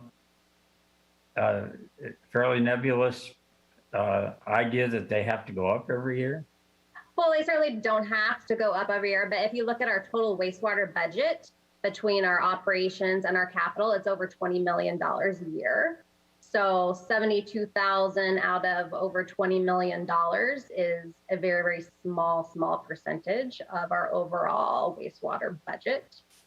So yes, it's great, we're saving money, but it's just such a small portion of our overall budget to run and operate and maintain our wastewater system.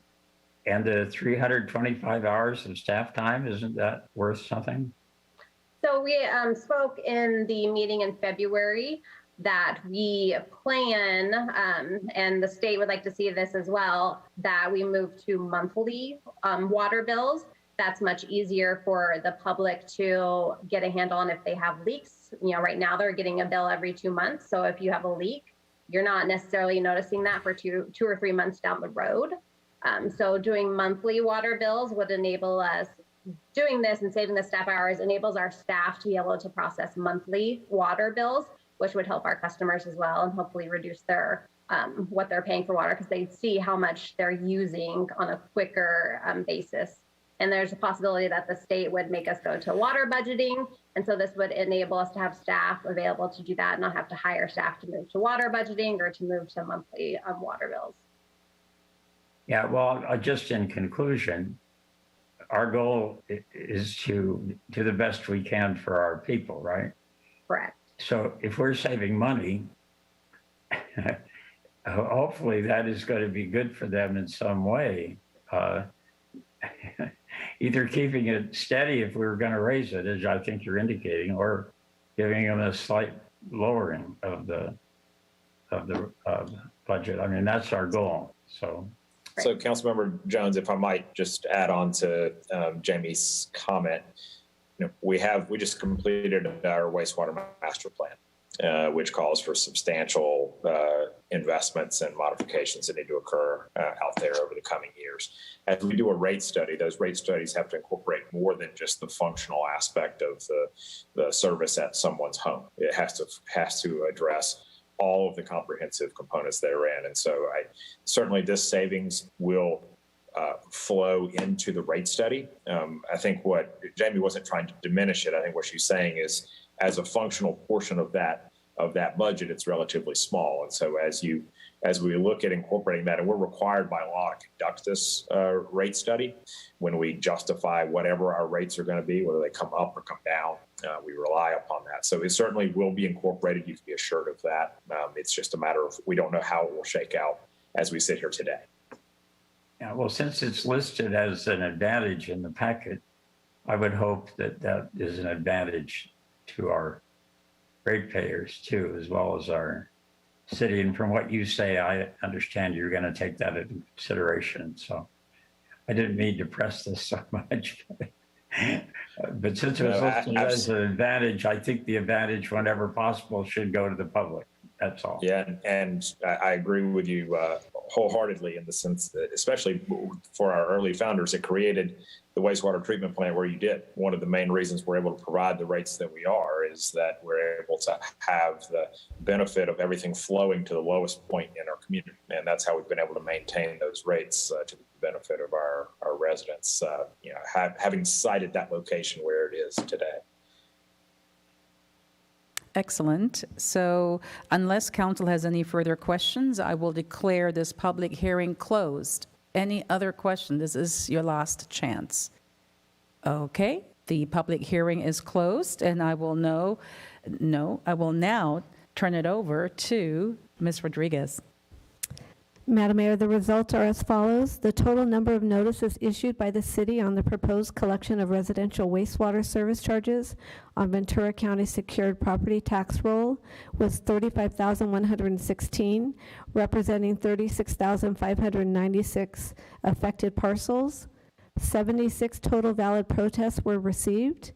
Based on the results, there are insufficient protests received for a majority protest, as 18,298 protests were required. Thank you. Thank you. And now, Mr. Adam, now you may make your motion. Thank you, Mayor. Well, let me just say that as long as I've been on this council, I've been so impressed about how the city is always looking for ways to be more and more efficient. Whether it's in huge numbers, for example, refinancing our pension debt and saving taxpayers $30 million, to reissuing our library bond at a lower interest rate, saving our taxpayers hundreds of thousands of dollars, to something like the wastewater rates, which will save $70,000 a year and about 3,200 hours of staff time. It's just a cost-effective way. It's a good way to streamline our services, I think. And as it's been said time and again, there is no rate change. It's merely a billing change. The rates remain the same. And speaking of the rates, Mr. Finley's absolutely right. We do, in fact, have, if not the low, well, I think the lowest wastewater rate in the county. And in all the years I've been on the council, I don't even remember it changing. If it has, it's maybe a couple of pennies. So, and it's just thanks to the Hill Canyon plant, some of the infrastructure that we put in. So I think it's a good move. And furthermore, if this appears on your property tax bill, there could be some tax advantages for you as well. So with that, I'd like to move 8A, that we bill on the property tax bill for wastewater now going forward. Okay, so you move to approve recommendation 1 and 2. All right. Yes, I do. Thank you. Are there any comments or regarding the motion? Okay, none. Then I just would like to say that it does pay off sometimes to have a city-owned public utility, because city rates are lower than what I pay in Westlake and what others pay in Newbury Park with the other privately owned purveyors. All right, Madam Clerk. Councilmember Adam? Yes. Councilmember Jones? Aye. Councilmember McNamee? Yes. Mayor Pro Tem Engler? Yes. And Mayor Bill De La Pena? Yes. And Madam Mayor, that motion carries, and I do have an ordinance title to read. It's an ordinance amending sections 10-1.703, 10-1.901, 10-1.902, 10-1.908, and 10-1.909 of the Thousand Oaks Municipal Code regarding billing and payment regulations governing the city's wastewater service charges. Thank you very much. Our next public hearing is actually about California American Water Company, and that will be presented by our Special Projects Manager, Graham Watts. Good evening. Mayor, if I could just open the public hearing. Oh, I'm sorry, go ahead. Hearing advertised as required by law is open to consider agenda item 8B, public franchise to California American Water Company. And at this time, we do not have any public speakers. Thank you. Mr. Watts, good evening. Good evening.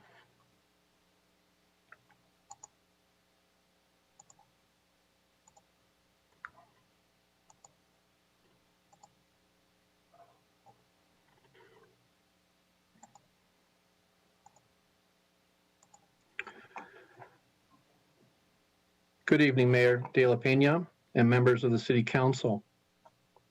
The California Public Utilities Commission requires the city to conduct a public hearing to consider the approval of a new franchise agreement with one of the 4 water purveyors in Thousand Oaks. Tonight's presentation will provide some background on the process and the services provided by the California American Service Water Company.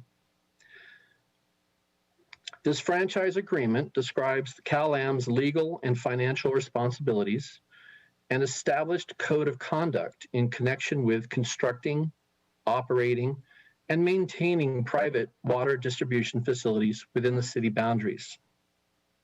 It sets the terms of the relationship between the city and CalAM as a California Public Utilities Commission approved water purveyor for Thousand Oaks. California American Water is currently operating under the terms and conditions of a 2006 franchise agreement that will expire this June.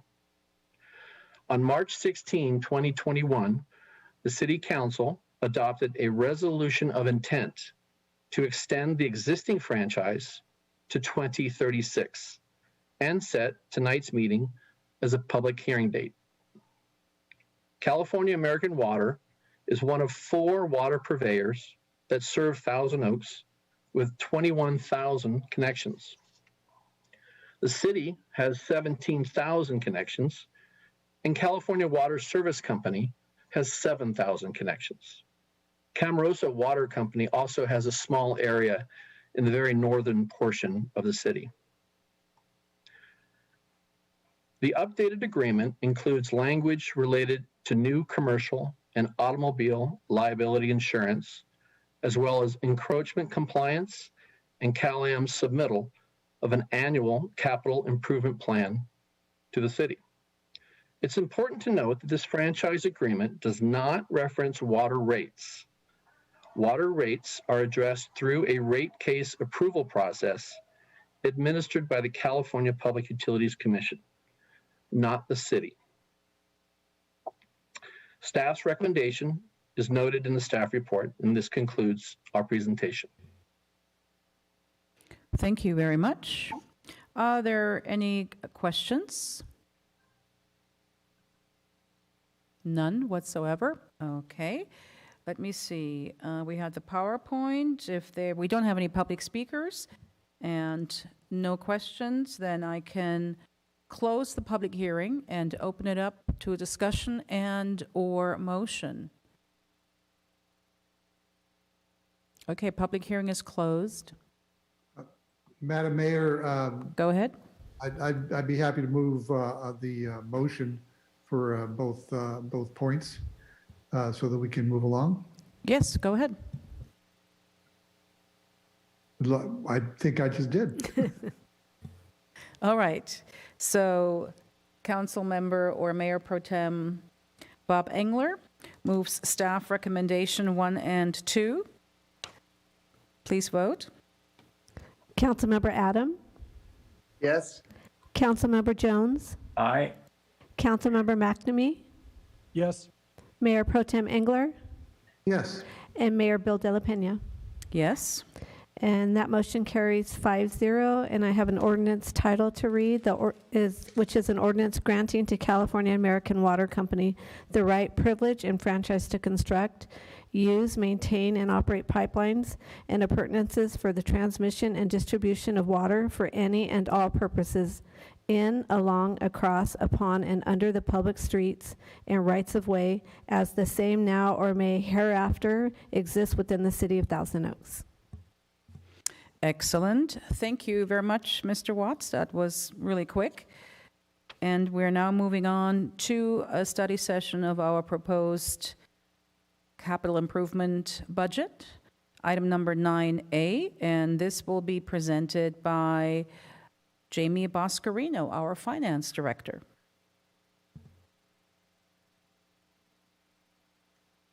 Thank you, Madam Mayor, council members. Tonight, we are here to hold a study session for our CIP budget, our capital improvement budget. And there are a few other staff members here tonight as well that will be available to answer any questions at the end of tonight's presentation. This is probably my favorite part of the budget, developing and presenting the CIP budget to City Council and the public. This is highlighting all of the wonderful and exciting projects and how we are going to invest in our community over the next 2 years.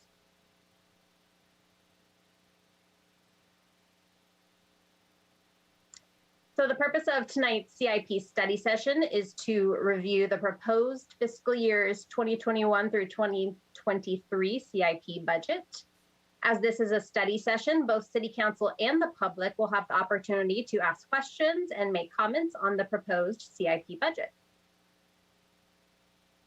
Tonight is the second study session of the biennial budget process. The first study session was in March with the review of the draft user fees manual, and the last study session will be in May with review of the proposed operating budget. A public hearing on user fees is scheduled for the next City Council meeting, April 27th, and the operating and CIP budget's public hearing is planned for June 8th. The CIP budget, just like the operating budget, is a 2-year budget. However, it also includes a 5-year CIP plan.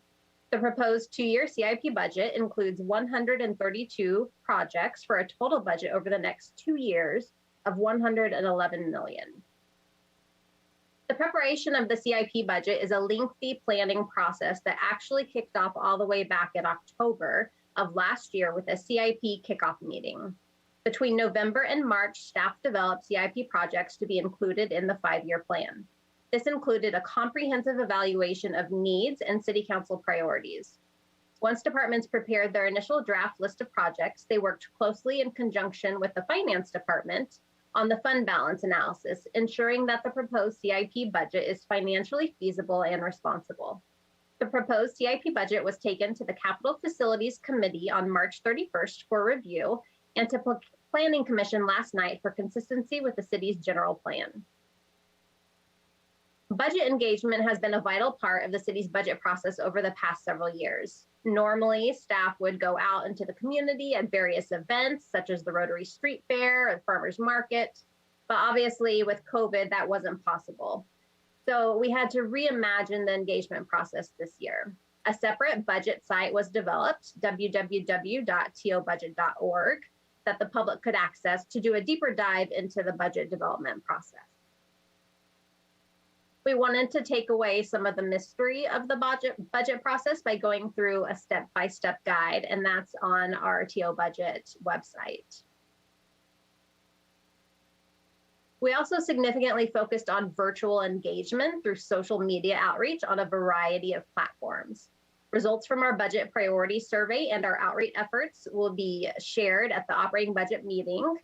So if you haven't yet had a chance to take our budget priority survey, please view our website and go online and take the budget priority survey. And we'll share the results at the operating budget study session.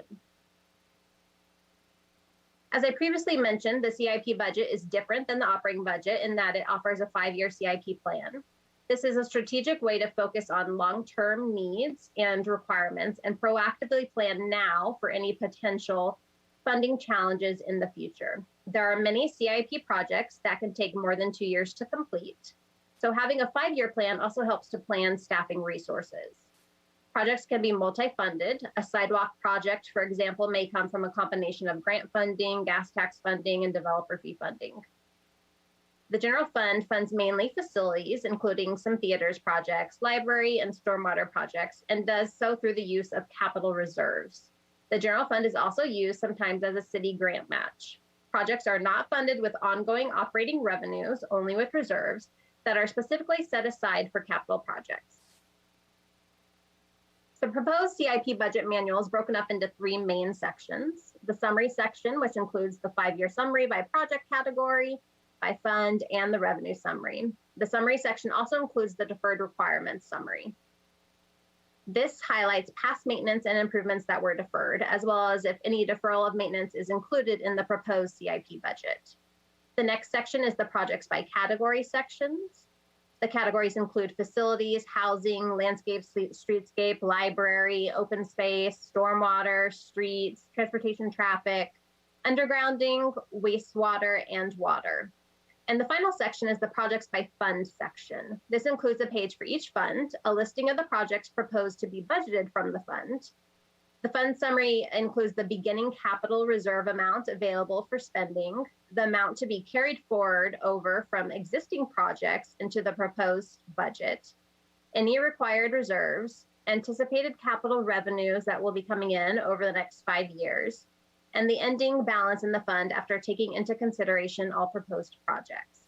The 2 indexes in the back include a listing of projects by number and a listing of projects alphabetically by name.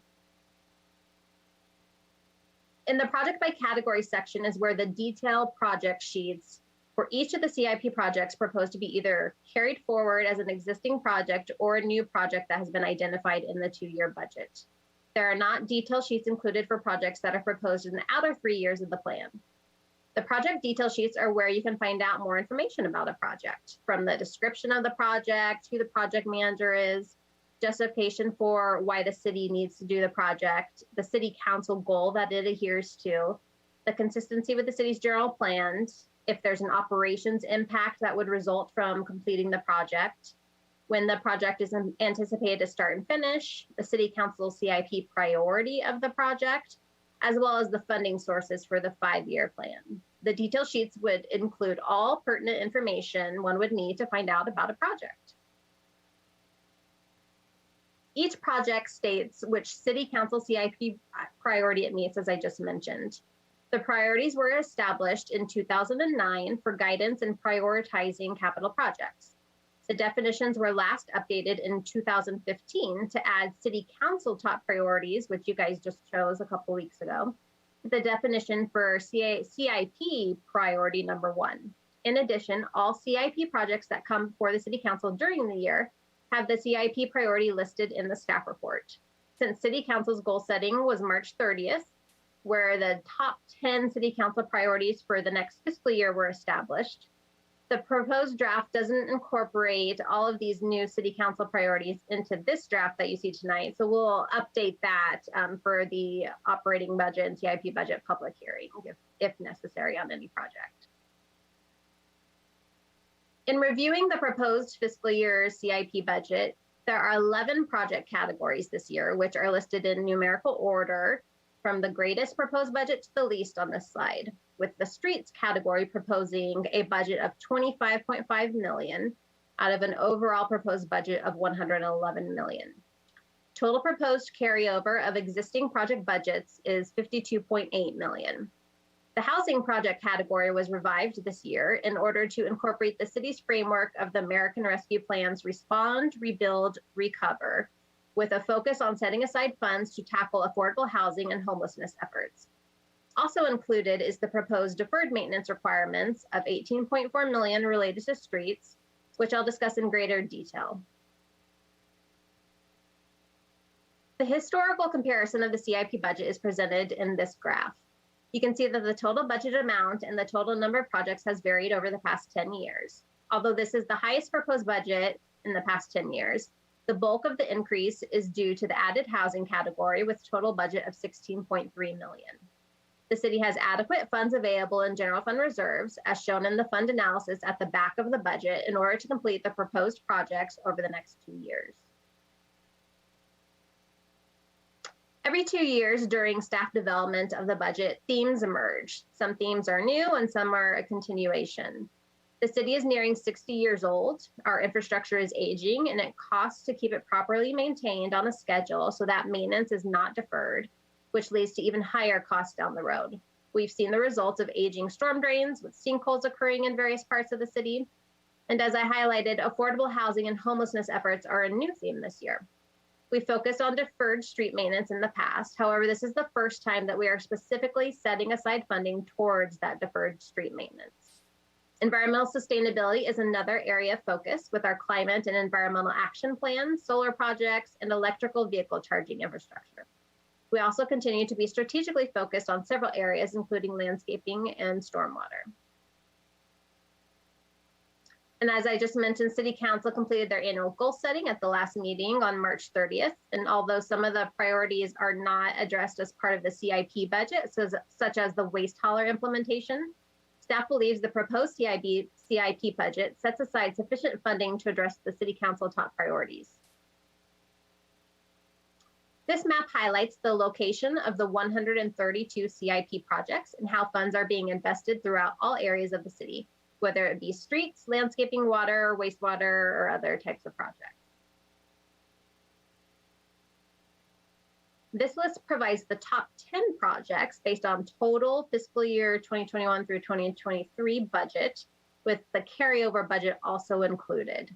These 10 projects account for almost 50% of the total proposed budget of $111 million. 5 of the projects are existing and 5 are new projects. This graph highlights the funding sources for the proposed CIP budget. The bulk of the funding is coming from the general fund, wastewater fund, water fund, and gas tax funds, which combined are approximately 2/3 of the total funding for the CIP budget.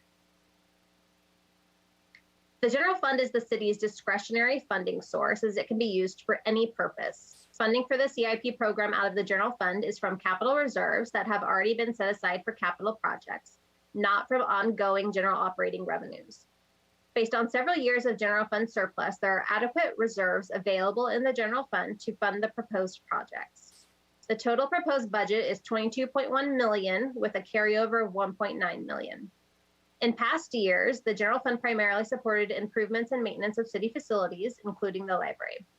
As you can see, the largest project category this budget cycle is for housing projects. Although not shown in the CIP general fund budget, there is also a planned $8.1 million total transfer out of the general fund in the operating budget to fund street overlay and slurry.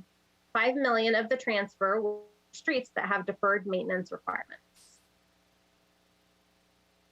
Highlighting some of the major projects funded by the general and library funds are the $10 million towards affordable housing and homelessness efforts. When specific opportunities are identified, the project will be brought forward to the entire City Council for approval. There's also a prefabricated solar system or carports that are planned at the library, and staff believes that this moves the city forward in environmental sustainability efforts. As part of the American Rescue Plan and our efforts to respond, rebuild, recover, the city's partnership with CRPD to construct the last major park in the city, Conejo Creek Southwest Park, is also planned. CRPD, despite being a special district form of government and experiencing revenue loss during the pandemic, did not receive any federal or state stimulus funding. With the project being short of funding, this ensures that residents of our city, and specifically residents in that area, have access to a modern outdoor park to recreate. At the Hillcrest Center, the mechanical systems will be updated, which will also lead to more energy efficient systems. Gas tax funding comes from highway user tax accounts, SB1, which was passed a few years ago, and TDA revenue sources. These revenues are restricted to street and road projects, including sidewalks and bike lanes. The CIP budget is $14.5 million with a carryover of $0.9 million. Although the city has funded street maintenance at the required amounts to maintain existing levels of service for the past 4 years, prior deferred street maintenance is now estimated at $23.4 million based on the 2019 pavement management program. With the $5 million proposed general fund transfer specifically for deferred maintenance, the total deferred maintenance will now decrease to $18.4 million. I know this graph has been shown many times in our presentations and most recently at the goal setting, but it's really important that we emphasize how our existing revenue sources for street maintenance do not cover our existing need of $8 million annually. The orange is the general fund support. So without that, the annual revenue is approximately $6.4 million, whereas our need is $8 million in order to keep our existing level of service of our streets. Without the passage of SB1, which is the RRAA, the city would be short about $4 million annually. So thankfully that was passed by the voters a couple of years ago. The total overlay and slurry street maintenance projects, along with the curb ramps that are constructed at the same time, is $21.8 million, the most significant project the city has ever done.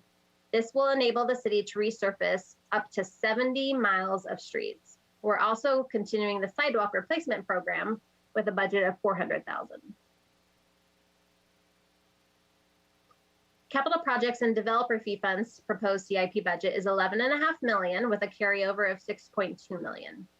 The majority of the new budget is due to the $8.1 million transfer from the general fund, which I just talked about for the overlay and slurry street projects. Developer fees are levied on new development projects in the city. The funds are used to construct public facilities, including streets, sidewalks, and traffic signals. The city has experienced a decrease in developer fees due to build out, which can lead to postponement of some projects, or would require alternative funding sources such as the general fund. A quick highlight of the capital projects in the developer fee funds include widening at Westlake and Thousand Oaks Boulevard, improvements at the intersection of Herbs and Sunset Hills, and the existing improvements project at the Lawrence and Teller Road intersection. The lighting and landscaping funds proposed budget is $6.6 million with a small carryover. Funds are primarily from the lighting and landscaping special assessments and ad valorem property tax revenue. The lighting fund is budgeting over $1 million in necessary traffic signal upgrade improvement projects in order to maintain safety and reliability of the city's traffic signals and lighting. The landscape fund has two major projects, $3 million for landscaping improvements along Westlake Boulevard between Thousand Oaks Boulevard and Allison Street, and also $2 million for landscaping improvements along Thousand Oaks Boulevard between Duesenberg and the county line.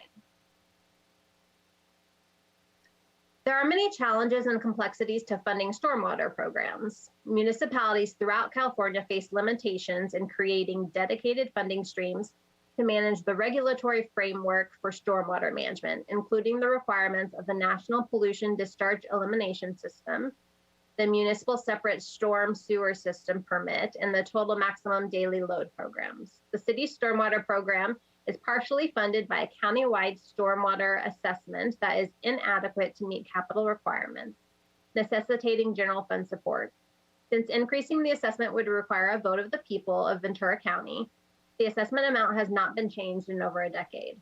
The proposed CIP budget is $1.3 million in our stormwater. The major project is the Malibu Creek TMDL project. There's also additional funding for catch basin trash control devices and a watershed management plan. Staff regularly seeks out federal and state grant opportunities in order to fund projects, and we have been quite successful in this arena. The proposed CIP budget is $8.9 million in new grants with carryover of $5.8 million in existing grants. A few of the existing grant-funded projects are highlighted here, with the Los Feliz Sidewalks Project, the Rancho Road Sidewalk and Bike Lanes Project, and the Conejo School Road at Willow Lane Improvements Project. New projects include a microgrid at the MSC, similar to the recently approved microgrid at the Hill Canyon Treatment Plant. And there are also 3 flood mitigation projects planned at Westlake Boulevard, Herbs Road, and Drake Drive. Finally, the city hopes to receive grant funding for the Hampshire Road 101 Improvements Project. Approving this project for funding now in the CIP budget enables the city to be poised to seek additional federal and state funding. The Water Fund proposed CIP budget is $17.2 million with a carryover of $23 million. The largest project is the Los Robles Groundwater Utilization Project in the amount of new budget of $4.6 million with the $15.3 million carryover. Some grant funding has already been received, and the city continues to seek out additional grant funding for this project. Based on our aging infrastructure, various site improvements at reservoirs and pump stations are planned, with $1.2 million in budget and $800,000 carryover. The city has also been doing reservoir improvement projects at each of the city's reservoirs. Proposed in this budget cycle is Wilder Reservoir. In addition, an emergency generator is planned for the Lone Oak Pump Station, which will improve system reliability during power outages and provides an emergency power source for Wilder, Freeway, and La Granada reservoirs. The wastewater fund proposed budget is $20.1 million with a $12.6 million carryover. An upgrade to the cogeneration at the Hill Canyon Treatment Plant is planned, along with improvements to the Unit Y2 interceptor. A fats, oils, and grease, or FOG station is also proposed. FOG acceptance is integral to renewable energy initiatives. The Hill Canyon Treatment Plant Master Plan was recently completed, so there are also many projects included in the wastewater fund based on the master plan. Staff is also in the process of developing the water and wastewater financial plans, and we will come back to council this fall. The transportation fund proposed budget is $1.9 million. Included are bus shelter enhancements and transit technology upgrades. The majority of the funding is from grants and TDA funds. Staff is closely watching the development of President Biden's infrastructure plan for additional funding opportunities for transit projects such as electric buses. Other enterprise funds include the golf course and solid waste funds. The golf course proposed budget of $550,000 is for unexpected improvements or maintenance that needs to occur, as well as renovation of the parking lot. The solid waste funding of $55,000, a small carryover, is part of the MSC microgrid and climate action environmental plan, which is multi-funded. As I mentioned, this is the first time the housing category is back in several years. The city currently has 2 housing funds, the Housing Successor Fund, which the city established upon dissolution of the former RDA, as well as the Housing in Lieu Trust Fund. There's currently approximately $6.3 million in cash between the 2 funds. As a requirement by dissolution law and restrictions on the Housing Successor Fund, the city is required to spend or encumber funds starting June 30th, 2022, or else the funds will be required to be turned over to the state. In this budget cycle, the city will be required to spend or encumber approximately $1 million on affordable housing or homelessness projects by June 30th, 2023. In summary, the proposed CIP budget of $111 million is financially feasible across all funds. Staff spent a significant amount of time evaluating each fund and reviewing projects to ensure that the proposed budget is a prudent investment of city funds. We are a maintenance community with aging infrastructure that costs money to ensure it is maintained properly so as not to defer maintenance and increase long-term costs. Staff believes this presents not only a sustainable budget, but one that significantly and strategically invests in the community by committing funds towards affordable housing and homelessness and reducing deferred street maintenance, thus achieving our goal to respond, rebuild, and recover. I want to thank staff for their significant amount of work in preparing the proposed CIP budget, especially our budget officer, Brent Sakaida, and staff from the Public Works Department. So tonight's recommendations are to receive information on the proposed fiscal year 2021-22 and fiscal year 2022-23 CIP budget as presented and schedule a public hearing for June 8th. And with that, myself and staff are available for any questions. Thank you so much, Ms. Boscarino. That is quite the involved report, and it does require a lot of dedication and time to do this. And so I thank your team very much on behalf of the council. We do have one public speaker, but I wanted to see if my colleagues have any questions before we go to the speaker.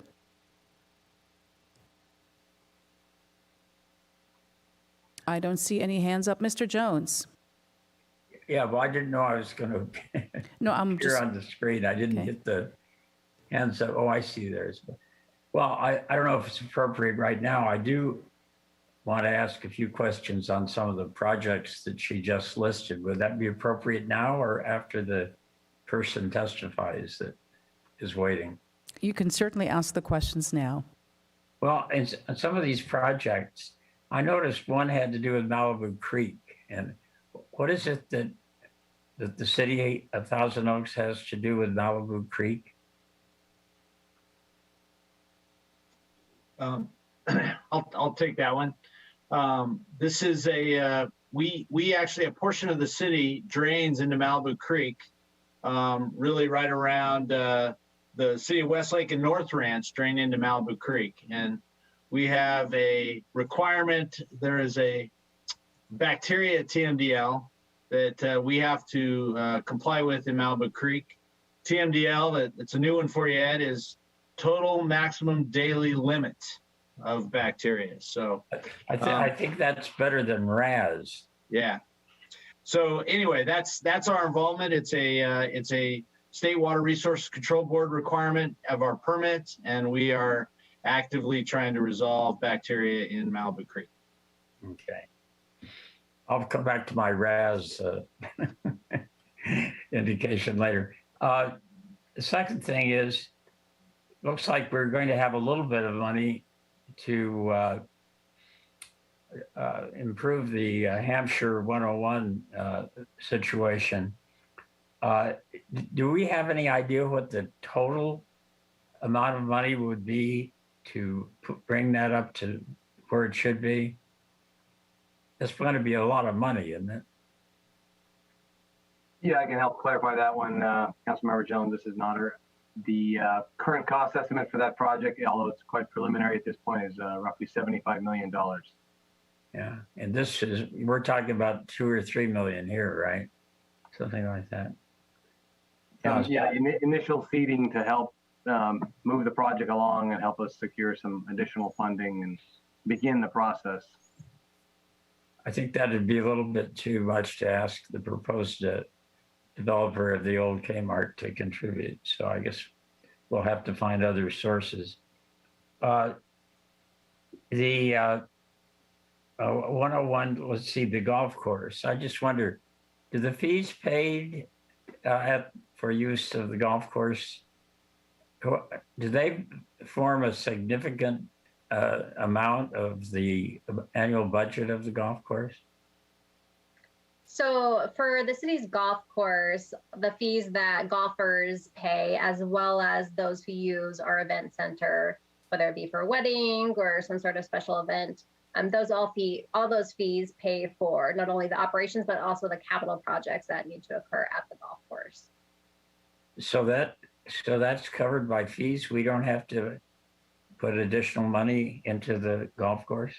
No, when we did the major renovation back in, I think, 2002, the general fund did loan the golf course. And so the golf course fund is paying off the general fund loan currently. But no, typically, unless there's a huge project like that that needs to occur, the funding is paid for by the golfers and the users of the golf course. But other than that large investment, the golf course is pretty well self-sustaining, is it? Yeah, we had a rough year, obviously, the past year with not being able to hold any special events due to COVID, but it's very, very difficult to get a tee time at the golf course right now. It's just, they have had the most number of golfers over the past year that they have had in over a decade. It's very well used currently. Well, it sounds like you've been trying to get a time.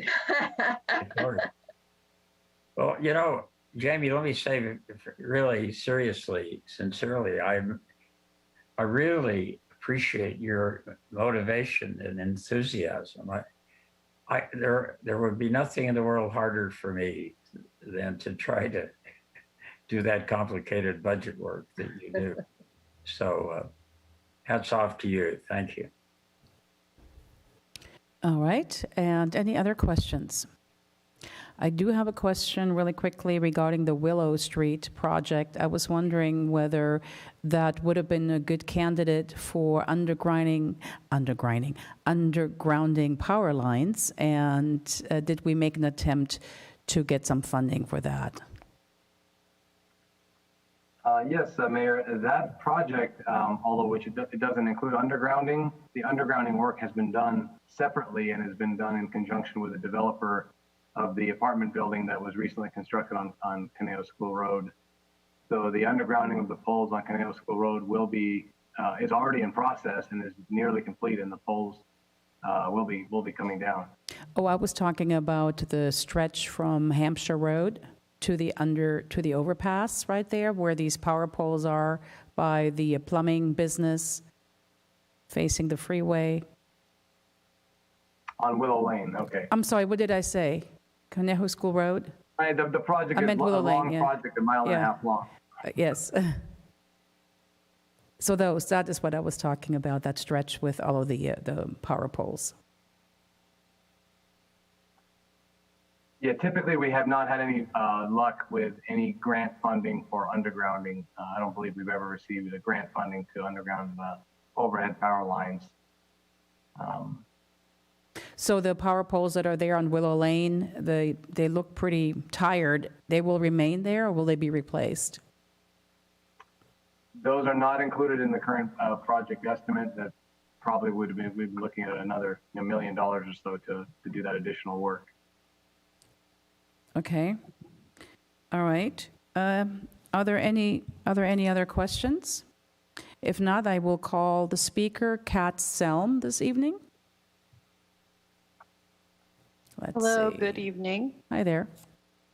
Good evening, Madam Mayor and council members. My name is Kat, and I'm a renter here in Thousand Oaks. As a renter in the Conejo Valley, I do struggle with affordability, and in my career, I frequently come into contact with many homeless residents in our county. So I just want to say a personal thanks for the housing assistance support item in the budget. I think it's great.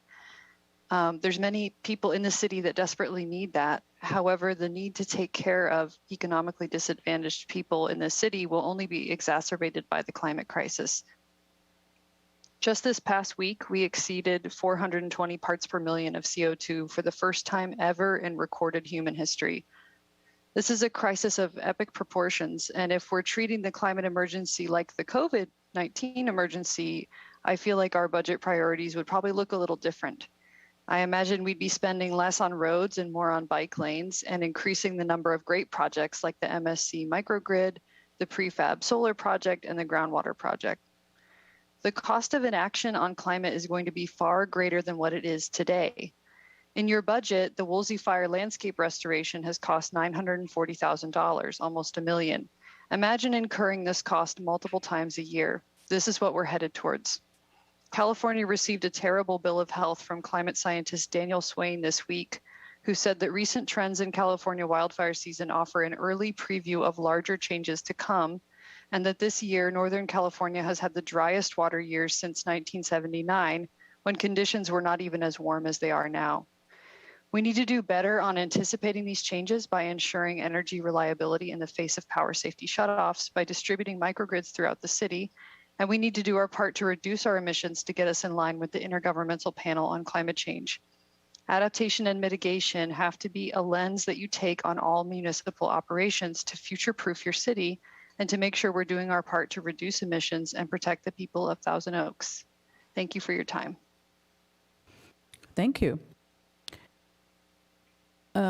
Wondering if staff would like to address the comments just made. I'm not sure if Dr. Cox is available tonight. Perhaps Mr. Finley regarding sustainability and the threat to climate. Yes, Dr. Cox is not available this evening, but we have included significant investment in our climate action plan and our climate mitigation projects, lots of solar projects there. We've got the microgrid, and as time goes on, we will continue as the climate and environmental action plan is completed. I'm sure we'll have a whole list of ideas and things that we can move forward with in the coming years. Thank you. Any other questions? If there are no additional questions, then I'm asking for a vote. Who's volunteering? Mr. Adam? Yeah, thank you, Mayor. Hold on. Whoops. Put my little hand up there. It would just to be... Go ahead. Anyway, yeah, hey, I appreciate the speaker mentioning the housing emphasis on this budget.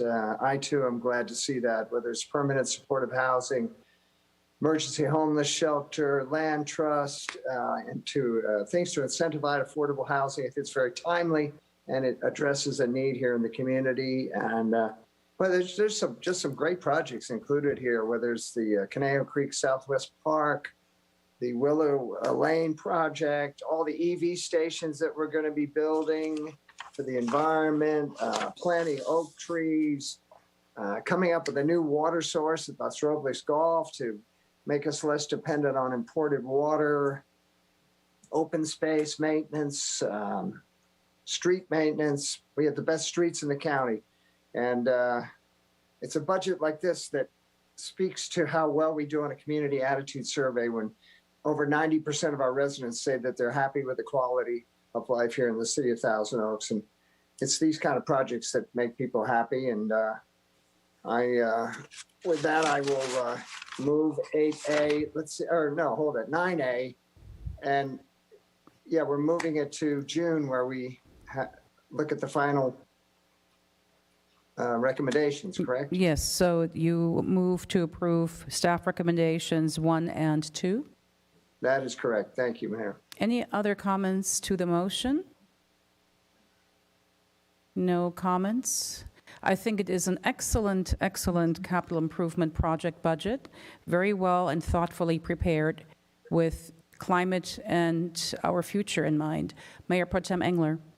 Yeah, sorry, Madam Mayor, I couldn't quite get to the hand raise thing quick enough. I see. Go ahead. I just want to reflect on, this is a reflection really on the amount of good fiscal management that the city councils in the past have done to be able to allow us at this point to be able to do some exciting projects such as what Councilmember Adams pointed out. I'm very happy to see that we're able to spend a little bit of effort and time and money on being ready to assist in the housing area. That has been a topic that has been coming around more and more frequently, and to be able now to do something to help assist those people in the community is very nice. It's a capital improvement budget, and I wanted to point out to everybody, whereas it is quite a bit of money, these projects are not they're one-time money. It's money that's going to be spent to get the city into a better position. It's not an ongoing expense that we're saddling somehow into the future. So by spending the money now, we're just going to save money in the long run, and I'm happy to support it. Thank you very much. Yes, absolutely. The housing category being in there is vitally important, that we use that money to assist nonprofits or nonprofit developers, nonprofit organizations, rather than for-profit industry. Very good. So we have a motion. Please vote. Councilmember Adam? Yes. Councilmember Jones? Aye. Councilmember McNamee? Yes. Mayor Pro Tem Engler? Yes. And Mayor Bill De La Pena? Yes. And that motion carries 5-0. Excellent. And that takes us now to a department report, 10A, which will be presented by Tim Giles, our Human Resources Director. Good evening. Good evening, Mayor, members of the council. The Deputy Community Development Director, Michael Forbes, has recently been named to be the Director of Community Development for the City of Westlake Village. And while we congratulate him on this move in his career, this is going to be a loss to the city. As the council is aware, one of Mr. Forbes' key responsibilities is leading the comprehensive general plan update. This project is at a critical juncture, and we want to do everything we can to avoid delays on that. Recently, Mark Town retired from the city as the Director of Community Development. Based upon his years of experience in Thousand Oaks and his knowledge and past counsel, support, and advice, he would be a good person for the Community Development Department to rely upon to help bring the General Plan Update project to final decision point with the council. However, state law limits the city's ability to hire retirees in the California Public Employees Retirement System. In order to do this, there are limitations that have to be done. They have to have a specific duration. There's a limit on the number of hours they can work, and there's limitations on their on the pay that the city can provide to them. One of the requirements is that they have to wait 6 months unless the city council approves the appointment. And it is for this reason that we're here this evening. The Community Development Director, Mr. Parker, has indicated that he would like to bring Mr. Town back to help lead the general plan project. Mr. Town has indicated that he is willing to help with that project. The desire is to have the council approve the appointment and to allow that to be made at this point in time. If that is approved, Mr. Town would be brought back as a retired annuitant, as a part-time employee. Under the terms of that, his appointment would be limited exclusively to the general plan project and would cease when the city council votes on the adoption of the general plan. So the request at this point in time is for the council to approve the appointment of Mark Town as a retired annuitant hourly employee and to authorize the expenditure for that appointment. Staff's available for any questions you might have. Thank you, Mr. Giles. Did you have to twist his arm to come back? Well, Madam Mayor, if I might just add one note onto that, as I've talked to some of you individually, whenever we have short-term shifts and changes, we always try to be as creative and flexible as we can be at determining how we can continue to move key initiatives forward. And so because of COVID, Mr. Town hasn't departed for Costa Rica yet, so we had an opportunity to have a conversation. He's remained very aware of what's happening, and I was appreciative of his willingness to consider this appointment. Also, just wanted to echo Mr. Giles' comment that we are sad to lose Michael. He's been just a fantastic leader in our community development department, doing great work with our land management system and doing great work with our general plan, quarterbacking both those efforts. It's really an indication of the job market as it is right now, and in particular in the planning realm. And so we are a place that a lot of people are going to look for talent. And so we are going to continue to work with the resources that we have, and this is one example of that. So I appreciate your consideration tonight. Well, I believe that the appointment makes perfect sense. Any comments or questions? Madam Mayor, I would like to move the recommended action, and I also learned a new word. You did? Yeah, I guess an annuitant is somebody that gets an annuity. Is that it? Ah, okay. All right. Any other questions or comments regarding the motion? Councilmember McNamee, go ahead. Thank you, Madam Mayor. When I came on board as the council member, one of the things I was looking forward to was working with Mr. Town, who decided to retire at the same time I came on board. So I am delighted that he's coming back so I can have an opportunity to work with him and work through many of the projects here. Thank you, Mark. Excellent. Okay. If there are no further comments or questions, I will call for a vote. Councilmember Adam? Yes. Councilmember Jones? Aye. Councilmember McNamee? Yes. Mayor Pro Tem Engler?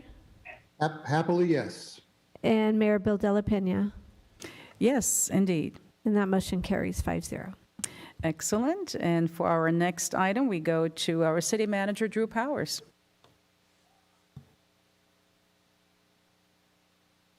Thank you so much, Mayor Bill De La Pena. Our next regularly scheduled city council meeting is coming up 2 weeks from tonight on the 27th of April.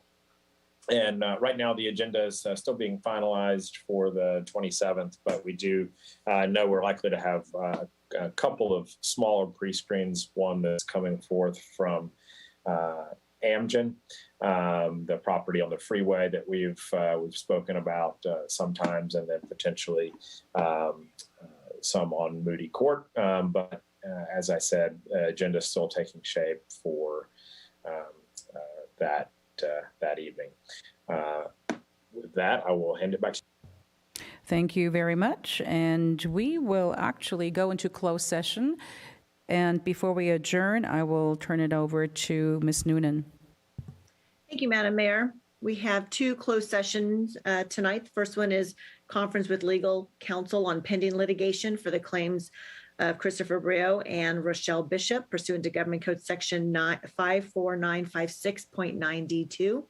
And the second one is also conference with legal counsel for existing litigation, Blanca Soto versus City of Thousand Oaks pursuant to Government Code Section 54956.9A. It is unlikely I will have anything to report following the closed session. Thank you very much. And with that, our meeting is adjourned until April 27th. Good night.